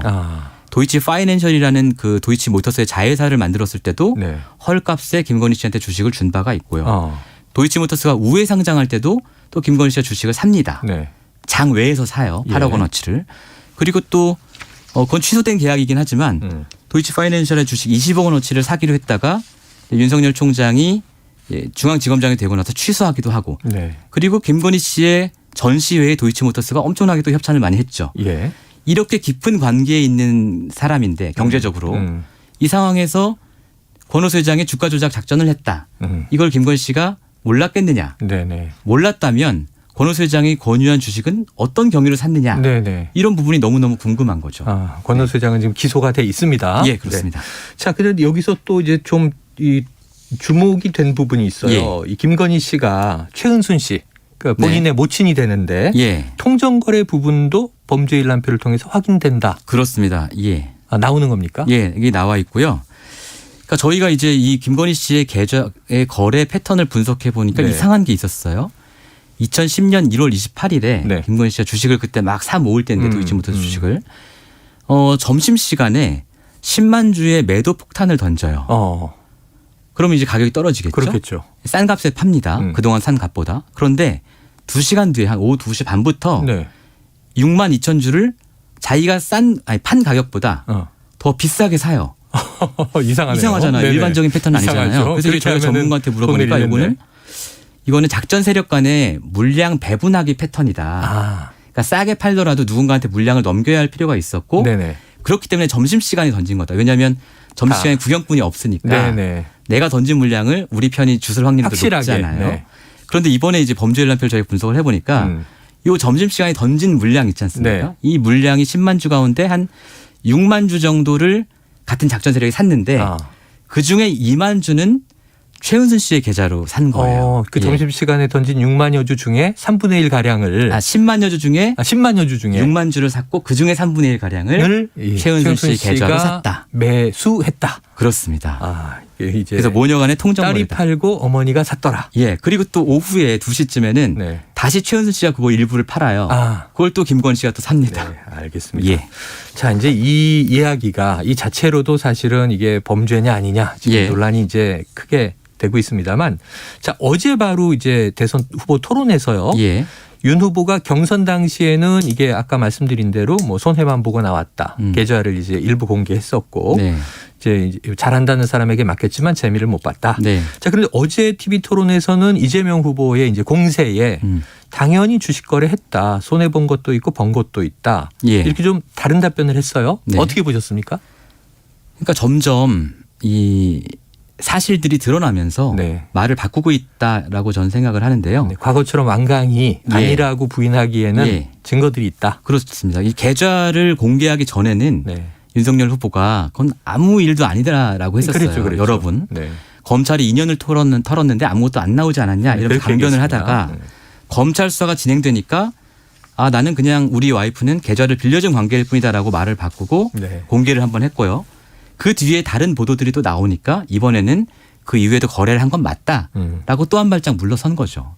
자, 이 대목에 대해서 또 국민의힘에서는 강력하게 이제 유감의 입장을 표명을 했습니다. 김 씨가 기소되지도 않았고 공소장에도 구체적인 내용은 담기지 않았다. 이렇게 이제 답을 했어요. 어떻게 들으셨습니까? 공소장 본문에 김건희 씨가 나오지 않는다. 이건 팩트입니다. 이건 사실이고. 그렇게 보도를 했고요. 다만 범죄 일람표에 이렇게 많이 나온 사람이 그리고 전방위적으로 연루된 사람이 왜 공소장에는 나오지 않는지 그 부분을 물어봐야 되는 오히려 것이지. 그것이 더 궁금하다. 본문에 나오지 않는다고 해서 아무런 범죄 혐의가 없다라고 얘기하는 건 좀 무리다라고 생각합니다. 그래요. 자, 지금 대선의 과정에서 이게 또 뜨거운 감자가 돼 있습니다. 향후 대선 결과와 상관없이 도이치모터스 주가 조작 사건에 대한 의혹들 김건희 씨가 소명을 해야 된다고 보시는 거죠? 당연하죠. 간단하거든요. 계좌 내용만 공개하면 됩니다. 계좌 내용만 공개하면 될 일이다. 그러면은 판단이 된다. 알겠습니다. 오늘은 여기서 정리하죠. 말씀 고맙습니다. 감사합니다. 지금까지 시민보 뉴스타파 기자였습니다. 최영일의 시사본부는 여러분과 함께합니다. 짧은 문자 50원, 긴 문자 100원이 드는 샵 9730. 라디오 어플 콩과 유튜브는 무료로 참여하실 수 있습니다.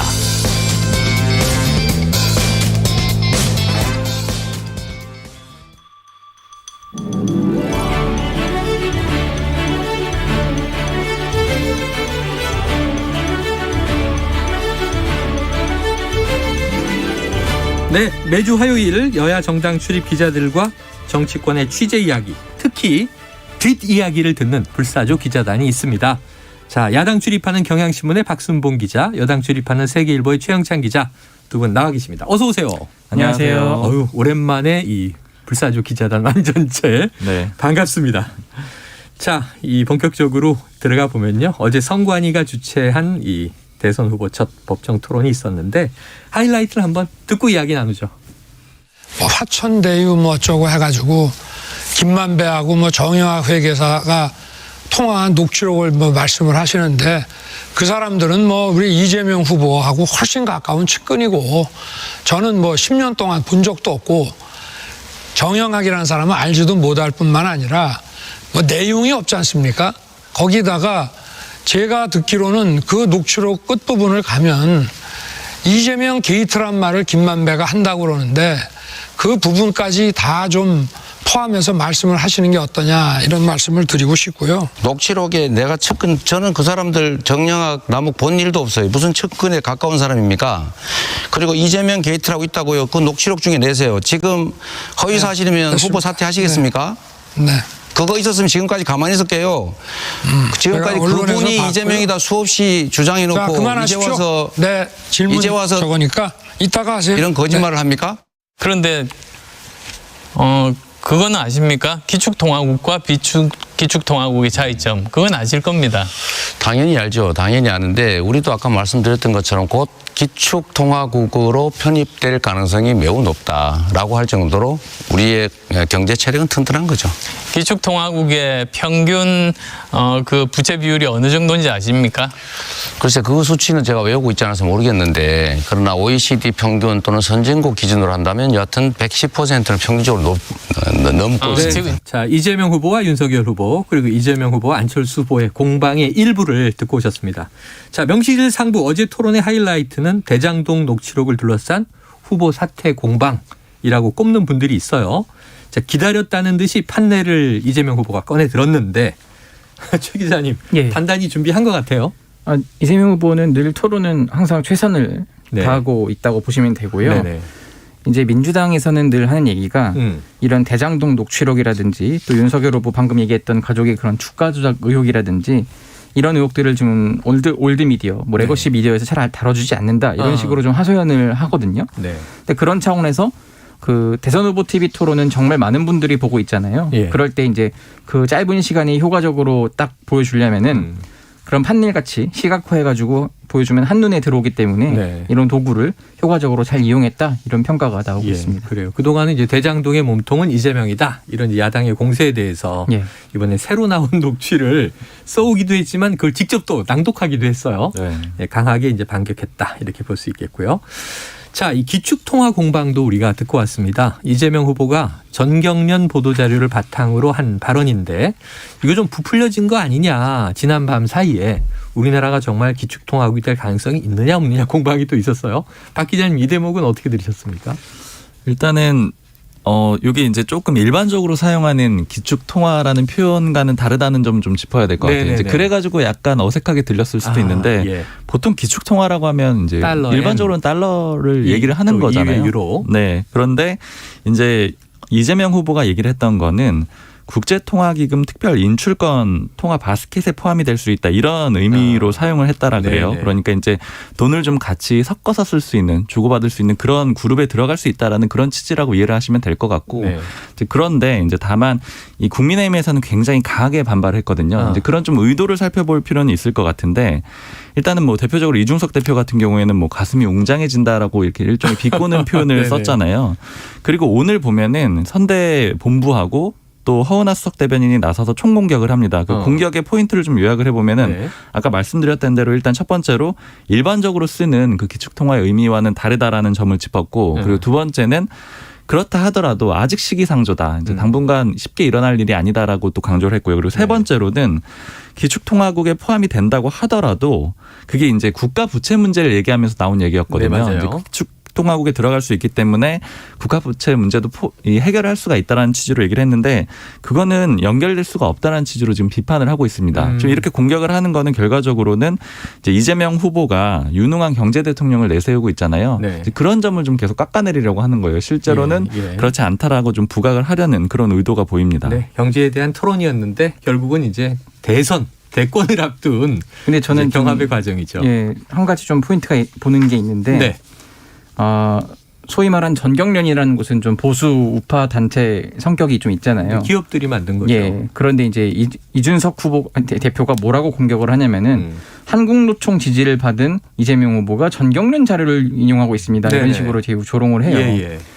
근데 그러니까 이준석 대표의 그 뇌 회로에는 갈라친 거죠. 네네. 그러니까 이제 노조의 지지를 받았으면은 뭐 기업 사용주들의 지지를 네네. 받으면 안 된다 이런 것만 있는데 민주당에서는 그걸 이해할 수 없다는 거예요. 왜냐하면은 이재명 후보가 늘 강조하는 게 실용이고 친기업이 곧 친노동이고 뭐 친경제다 이런 식으로 하는데 어떻게 한국노총 지지를 받는다고 전경련 자료를 인용 안 할 수가 있냐 뭐 이런 네네. 식으로 좀 얘기를 하더라고요. 오히려 일부러 전경련 자료를 인용할 수도 있지 않았을까 생각을 했어요. 네, 그런 생각도 들고요. 어쨌든 저게 제가 볼 때는 오히려 공격 포인트가 좀 잘못된 것 아니냐 이런 생각도 들긴 합니다. 네, 그래서 어제 이제 심상정 후보는 이게 MB 아바타 정책 아니냐라고 비판했는데 이재명 후보가 나는 좌우 아니다, 실용주의 노선이다 이렇게 또 이야기를 하는 대목도 이제 주목이 됐었습니다. 자, 상대의 답변을 듣기보다는 좀 주도적으로 질문하려는 공세적인 모습이라 지난 1, 2차 토론 들었을 때와는 다르게 법정 토론 1차는 여기 탐색전이 끝났다. 이제는 이제 치고받는 치열한 싸움이 시작됐다 그랬는데 최 기자님 어떻게 보셨습니까? 아무래도 이제 추격자인 게 사실인 건 맞잖아요. 경합 열세라고 지금 민주당도 인정을 하는 부분이 네네네. 있고 그렇기 때문에 더 가열차게 좀 공세를 펼친다고 보시면 되고요. 어제 쭉 봤더니 그래도 컨디션이 이전 두 번의 토론보다는 괜찮은 것 같아요. 그러니까 이게 다 지나서 들은 얘기지만은 첫째 토론과 둘째 토론 때는 후보자의 좀 컨디션이 안 좋았던 걸로 지금 취재가 됐거든요. 근데 어제는 상대적으로 좀 괜찮았다 이렇게 좀 보고 있고 특히 경제 분야는 윤석열 후보가 3프로 TV에서도 나왔듯이 좀 약간 약하다 이런 게 좀 보였잖아요. 그리고 이제 경제 대통령을 표방한 또 이재명 후보기도 하고. 그래서 더 좀 집요하게 많이 파고들었다 또 이렇게 좀 보고 있고. 근데 다만 민주당에서는 좀 후보가 약간 좀 흥분한 모습도 보였는데 그 태도면은 조금 아쉬운데 그걸 또 오히려 이제 심상정 후보가 참 아쉽다 얘기를 하는 거예요. 아니 대체 왜 이렇게 우리를 너무 못 잡아서 안달이냐, 토론 태도가 왜 그러냐 이런 식으로 좀 아쉬움을 토로하기도 합니다. 사실은 뭐 지금 어제 토론 룰 가지고 상당히 여러 차례 신경전이 심 후보와 이 후보 간에 벌어지기도 했어요. 자, 국민의힘에서는 어제 토론 평가 어떻게 자체적으로 내리고 있습니까? 일단 국민의힘에서는 이제 공식적인 평가들은 많이들 보셨을 것 같고요. 당연히 이제 자화자찬을 모든 정당들이 모든 다 정당이 하고 우리가 있는 잘했다 거고요. 하니까. 네. 좀 특징적인 거를 제가 좀 느낀 게 지금 이제 법정 토론으로는 1차지만은 총 TV 토론으로는 3차잖아요. 그렇죠. 1차, 2차 토론 때는 저한테 이제 국민의힘의 선대본부에서 이 토론의 중간 그리고 끝날 때 항상 어떻게 평가하느냐고 물어보는 분들이 맞아요. 여러 명이 있었어요. 그러니까 중간에 어떻게 보느냐는 기자들의 이제 시각을 좀 알아보려고 했었던 거죠. 근데 어제 토론에 이제 기사를 쓰고 뭐 정신없이 보면서 몰랐는데 지나고 나서 보니까 아무도 안 물어봤더라고요. 그래가지고 왜 그랬지 해서 이제 오늘 오전에 이제 평소에 물어보던 분한테 왜 어제는 안 물어봤느냐 그러신 거 아니에요? 아니 왜 안 물어봤느냐 이렇게 물어봤어요. 왜냐하면 한 명만 안 물어본 게 아니고 다 안 물어보더라고요. 전부 다. 그래서 왜 안 물어보냐고 물어봤더니 일단 첫 번째로는 이제 어느 정도 토론에 좀 자신감이 붙었다 윤석열 후보가. 그래서 더 이상 이제 뭐 의견을 볼 필요가 민감하게 없다. 네 그렇게 좀 볼 필요는 없겠다라는 측면이 하나가 있고 이것보다 그리고 더 큰 측면은 이제는 토론회가 더 이상 그렇게 큰 변수는 아니라고 본다라는 거예요. 그러니까 그래요. 아주 예민하게 이제 주시해야 될 판은 아니다. 이제 어느 정도는 흐름이 만들어졌다 이렇게 뭐 본다는 얘기도 있었습니다. 2번 남았는데 그럼 이제 기본만 하고 넘어가면 된다. 큰 뭐 실언이나 실책만 없으면 된다. 이렇게 좀 자신감을 가진 거 아니냐. 자, 이재명 후보는 오늘 아침 KBS 라디오에 최경영의 최강 시사에 벽에 대고 이야기한 느낌이다 이렇게 얘기했어요. 자, 이 발언 좀 최 기자님이 한번 해석해 주시죠. 그러니까 이제 뭐 그게 아마 뭐 윤석열 후보뿐만 아니라 심상정 후보에 대한 아쉬움도 좀 나타난 것 같은데. 그래요. 그러니까 이제 뭐 질문에 대한 답일하고, 그러니까 서로 이제 이게 막 뭐 주도권 토론이 따로 있고 일반 토론이 따로 있다 보니까 질문과 답변이 서로 너무 혼재되지 않습니까? 근데 그런 데 있어서 자꾸 그리고 이재명 후보는 먼저 예를 들어 대장동 의혹이라든지 이런 걸 먼저 얘기를 안 하려는 스타일이에요. 어제도 윤석열 후보가 먼저 그거를 이제 관련 아내 의혹을 질문을 하니까 이제 판례를 올려둔 건데. 이 준비해온 자료 안 쓰려고 했는데 그러면서 꺼냈죠. 그렇죠. 사실 진짜 좀 정책 토론다운 토론을 하고 싶다 이런 좀 소망이 있는 것 같아요. 그래서 아마 안철수 후보와의 그런 기축 통화 얘기나 이런 것들에 대해서는 좀 만족스러워하는 것 같은데 다른 후보들과는 자꾸 이제 정쟁으로 좀 흘러가니까 그런 점이 있는 것 같습니다.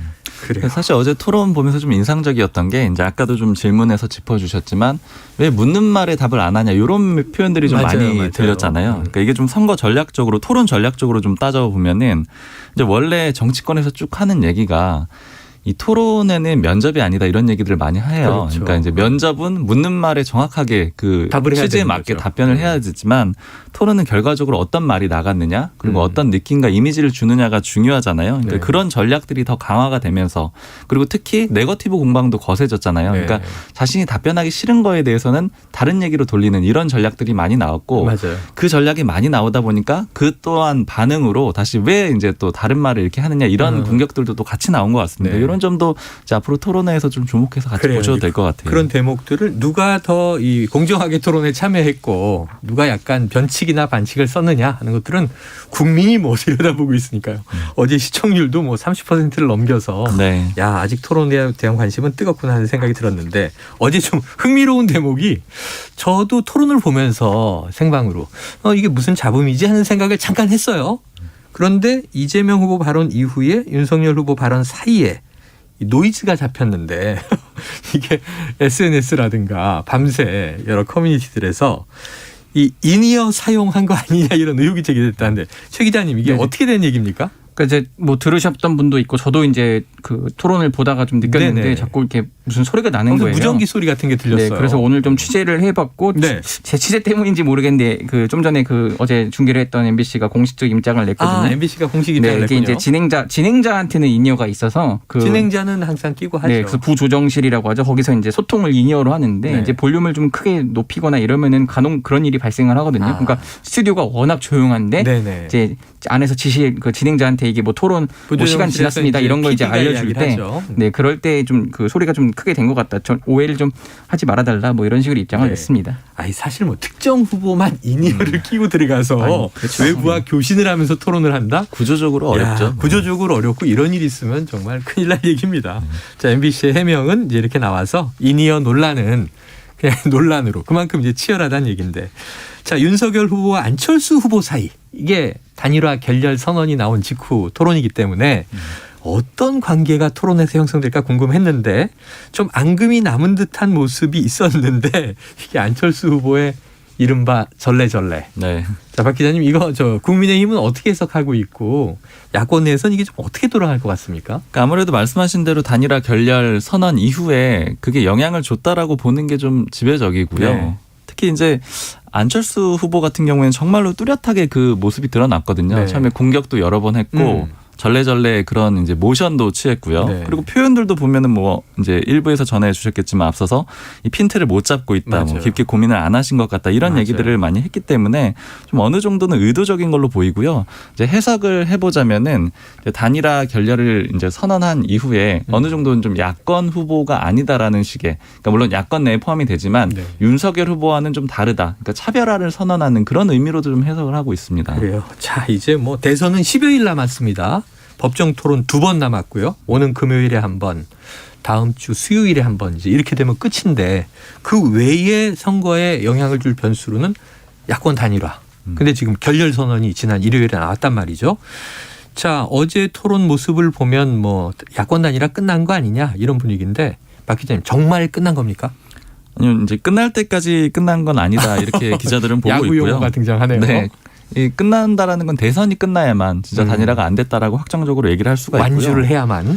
그리고 마지노선을 소위 단일화의 마지노선을 이제 4번의 시기로 보는데 아직 남아 있거든요. 그러니까 뭐 사전 투표일이라던가 그리고 투표용지 인쇄일도 아직 안 됐거든요. 28일이죠. 그리고 사전 투표일도 남아 있고 그리고 실제 선거 전날까지만 돼도 단일화는 된 것이다 이렇게 볼 수가 있기 때문에 아직 기회가 있고요.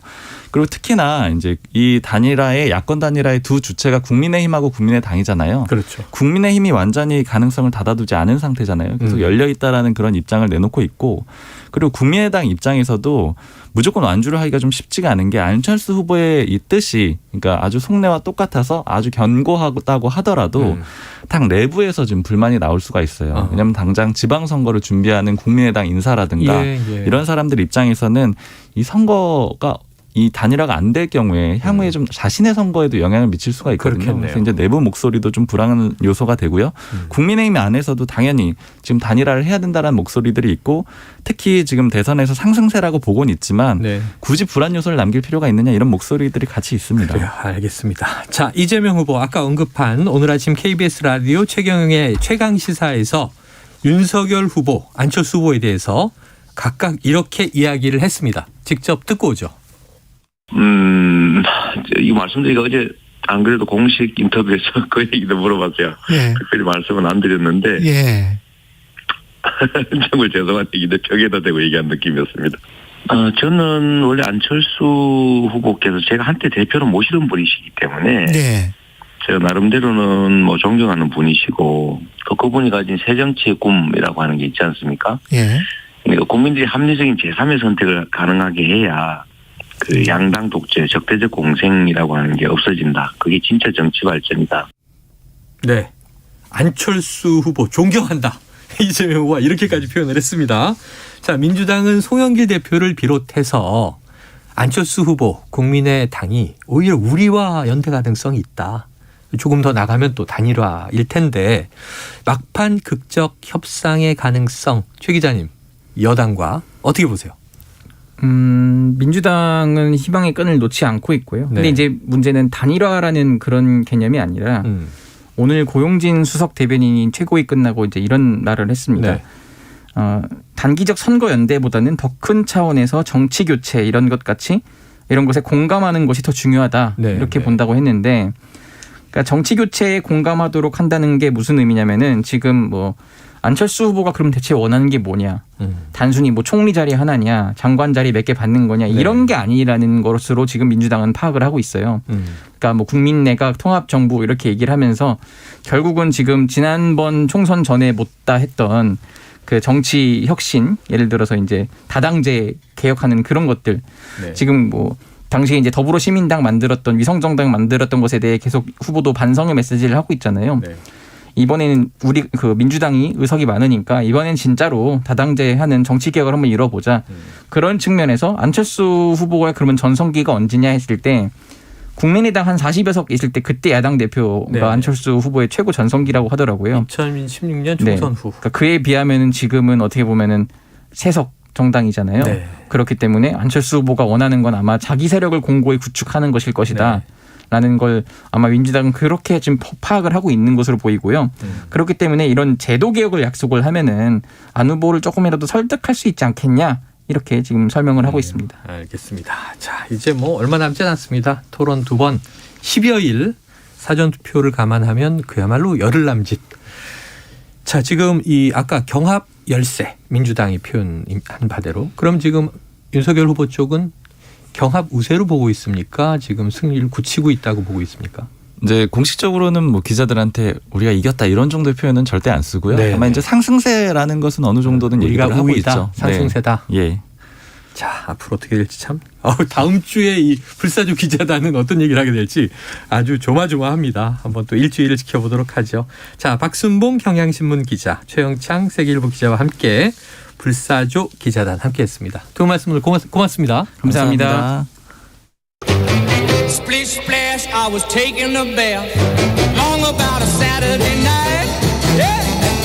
점심 먹고 유쾌한 시사 디저트 한 입. 최영일의 시사본부.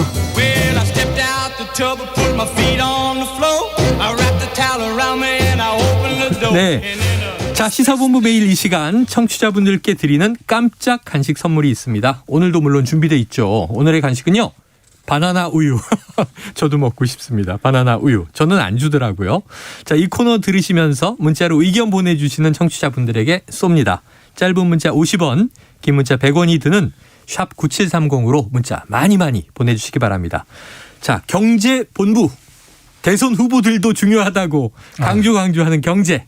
바로 경제본부입니다. KBS 보도본부의 서영민 기자 나오셨습니다. 어서 오세요. 안녕하세요. 야, 이제 머플러를 할 수 있는 날이 얼마 안 남은 것 같아요. 보통 사람들에게는 얼마 안 남았지만 네. 저에게는 아직 많이 남았습니다. 정말 여름에도 하실 거예요? 전 여름에 정말 더워서 땀띠가 나지 않으면 가급적 목을 보호합니다. 폭염 열대야 시기를 빼고 사시사철 머플러를 하시는 서영민 기자 기대해 보고요. 자, 오늘은 주제가 제가 자동차 반도체 이야기 어떤 거예요? 이게 요새 자동차 하면 여러분들 뭐 신차 사실 분들, 중고차 사실 분들 다 뭐 경험하셨겠지만 붙어 있는 단어가 딱 하나가 있습니다. 기다림. 몇 달 기다리더라고요. 국내에 그냥 이제 흔히 살 수 있었던 일반적인 소형차도 지난해 저희 딸아이가 차를 하나 뽑았는데 그냥 이 서민차거든요. 따님이 벌써 차를 뽑으실 정도로 나이가 20대 후반이에요. 직장인이에요. 정말 젊어 보이십니다. 근데 한 3개월을 기다렸나? 이렇게 길다고? 깜짝 놀랐어요. 지난해는 3개월이었을 수 있는데 올해는 더 길어졌습니다. 그래요? 왜 그래요? 신차일수록 인기가 있을수록 현대기아차에 한번 물어보니까요. GV70이라고 그 제네시스의 중형급 SUV가 있습니다. 알죠. 이게 6개월 정도 기다리는데 이게 약과입니다. 그 위에 6개월이? 아반떼가 7달, 산타페 하이브리드나 포터 같은 차는 8달, 봉고 디젤은 11달, 아이오닉은 12달, EV6는 13달, 스포티지나 소렌토 하이브리드는 14달. 이게 어디 기사가 나서 현대차에 이게 맞아요? 진짜예요? 라고 물어봤더니 다 맞답니다. 이거 뭐 외제 희귀한 차종도 아니고 조금만 인기 있으면 다 기다려야 되고요. 6개월 기본이고 주문하고 1년 기다린다. 이게 지금 믿기 어려운 차가 무슨 빚어내는 그런 게 아니거든요. 그러니까 장인이 손으로 빚는 것도 아닌데. 수제차도 아닌데 뭐 이러다 보니까 중고차도 많이 비싸졌습니다. 지금 특히 전기차 같은 것들 보면 테슬라 모델 Y는 한 달 전보다 한 30% 비싸졌다 그러고요. 기아나 현대의 봉고나 포터의 전기차 버전 이런 것들도 10% 이상씩 중고차 다 비싸졌고 이젠 오래되지 않은 차면은 중고차라도 새 차랑 가격 거의 비슷하고 이마저도 없어서 못 판답니다. 지금 서 기자님 얘기 들으니까 지난해 상반기에 석 달 기다린 건 참 약과구나. 그때 잘 사신 겁니다. 빨리 받았다 이런 생각이 드는데. 그리고 요즘 신차 나오잖아요. 신차 나오는 거 사전 계약하지 않습니까? 사전 계약할 때 걸어놓지 않으면 그거 역시 너 5달 다 기다려야 합니다. 저희는 뭐 이제 10년 자동차는 10년 타기 그리고 이제 뭐 20km 이상은 주행해야죠. 자, 그런데 이 트렌드가 사실은 우리나라보다 미국에서 먼저 시작됐던 거 아닙니까? 맞습니다. 바이든 대통령이 인플레이션 때문에 괴롭다 이런 얘기는 한 번씩 전해드리긴 했는데 그래서 자기 하고 싶은 정책도 못하고 인플레이션 때문에 지지율 떨어지고 중간 선거에서 정말 대패할지도 모른다는 위기감이 있는데 그 인플레이션의 가장 큰 부분 두 가지가 원자재 휘발유 가스 가격과 이 중고차 가격입니다. 미국은 중고차가 CPI나 PCE 같은 소매 가격 지수, 물가 지수에 상당히 많이 차지합니다. 미국은 차를 많이 사고 파는 나라여서. 근데 이 중고차 가격이 지금 작년부터 계속 전년 동기 대비 30% 40%대 올라 있습니다. 중고차 값이. 지금 새 차보다 더 비싸기도 하고 새 차는 살 수도 없고 그런 상황인데 월스트리트 저널은 이게 정상이 아니다. 라는 표현을 썼습니다. 정상이 아니죠. 중고차가 새 차보다 비싸면 이상한 거죠. 근데 이게 끝이 안 보이는 게 이게 왜 그러냐. 부품 재고율을 보면은 이게 좀 기가 막힌 것이 2년 전에 미 상무부 자료인데 반도체가 한 평균 재고량이 차량용 반도체 40일 정도 재고가 있었대요. 사실 이 재고를 적게 보관하는 것이 자동차 회사들의 이익을 내는 비결이기 때문에 이거 적게 보관한다고 최적화한 게 40일인데 지금은 이게 3에서 5일. 아이고. 5일치를 못 가지고 있답니다. 야, 한 달여를 가지고 있었는데 이제 일주일도 안 되네요. 주문해도 안 오고 그래서 지금 반도체 주문하면 인도 받기까지 최소 25주, 반년 정도 걸린답니다. 반도체가. 차에 반도체가 문제가 생겨서 교체하거나 수리해야 된다. 그럼 차는 2년 정도 서 있어야 된다.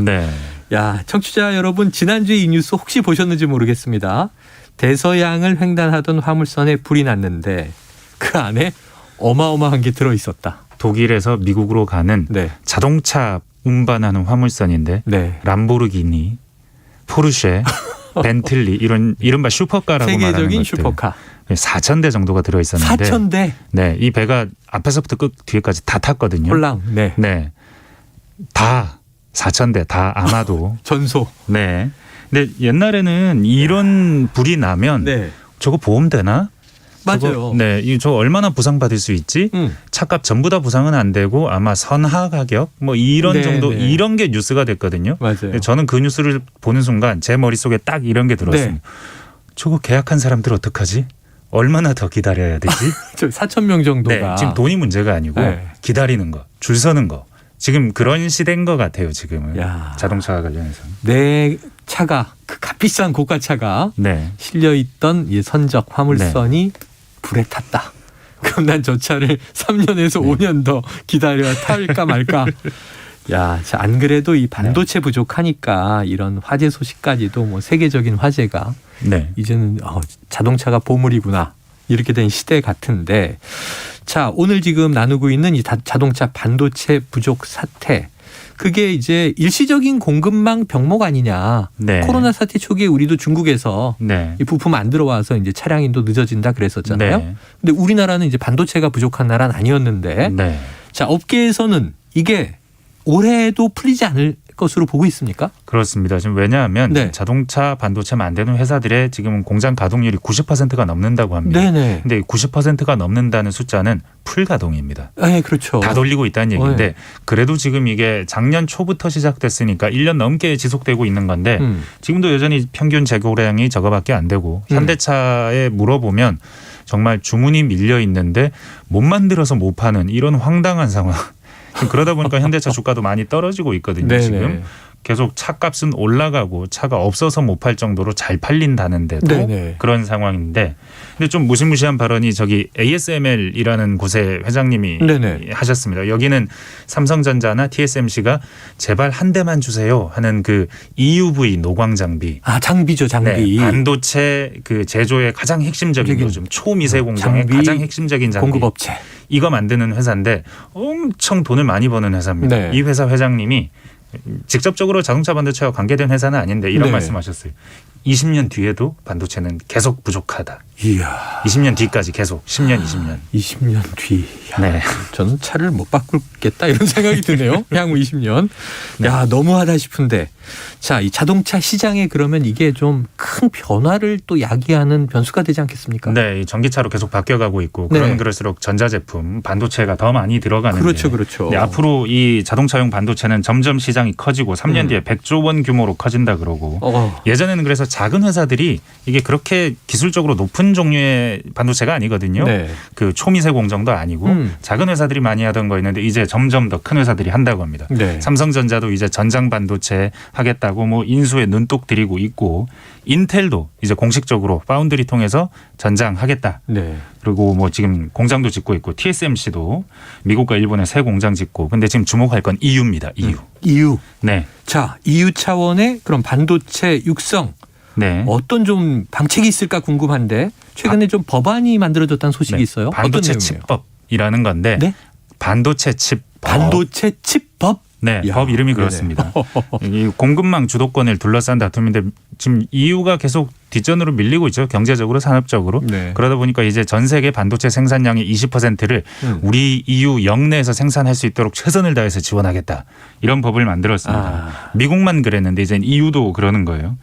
이제 수십조, 수백조를 투자한다는 건데 사실 미세공정 이런 건 삼성이나 TSMC가 워낙에 앞서 있기 때문에 이건 힘들고. 이 단기간에 어려운 거잖아요. 그리고 또 유럽의 반도체, 차량용 반도체 수요가 많으니까 자동차 회사가 많으니까 이쪽에 집중될 가능성이 높고 지원도 이쪽에 될 겁니다.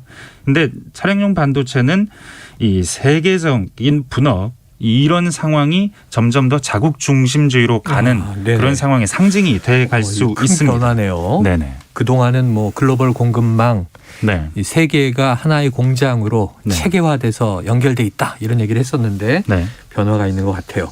자, 그렇다면 분명히 또 우리 업계에 끼칠 영향이 있겠죠? 네, 협력업체들 얘기들을 신문들이 많이 실어다 나르는데 네. 중앙일보를 보면요, 차량용 내비 만드는 협력업체 작년에 한 190원 하던 칩, 정말 싸던 칩이 지금 150배 올라서 28,700원 한다. 납품에도 남는 게 없다. 190원 하던 게 28,000. 네. 부품 조달 비용이 월 300이었는데 지금 4억이 된다. 네. 정말 힘들다. 영업이익률도 그래서 부품업체들, 협력업체들 이런 업체들이 다 반도체 가격 부담을 떠안거든요. 네. 영업이익률이 급격히 떨어지고 있습니다. 알겠습니다. 유망한 기업을 좀 인수해야 되지 않나 이런 생각까지 드는데 요새는 지금, 그것도 막고 있거든요. 네. 자, 청취자 세계에서. 8288님, 저는 스타리아 벤 주문한 지 5개월 지났는데 전혀 연락이 없습니다. 몇 달 더 기다리셔야 되나요? 스타리아요? 스타리아는 그래도 이제 곧 소식이 있지 않겠습니까? 네, 조금만 더 네. 기다려 주시죠. 다른 차들이 더 난감합니다. 자, 경제본부 오늘도 KBS 보도본부의 서영민 기자에게 아주 흥미진진한 얘기 들었는데 걱정되기도 하네요. 고맙습니다. 감사합니다. 예, 자, 간식 당첨자 8288님을 비롯해서 1600, 5644, 4826, 5343, 4041님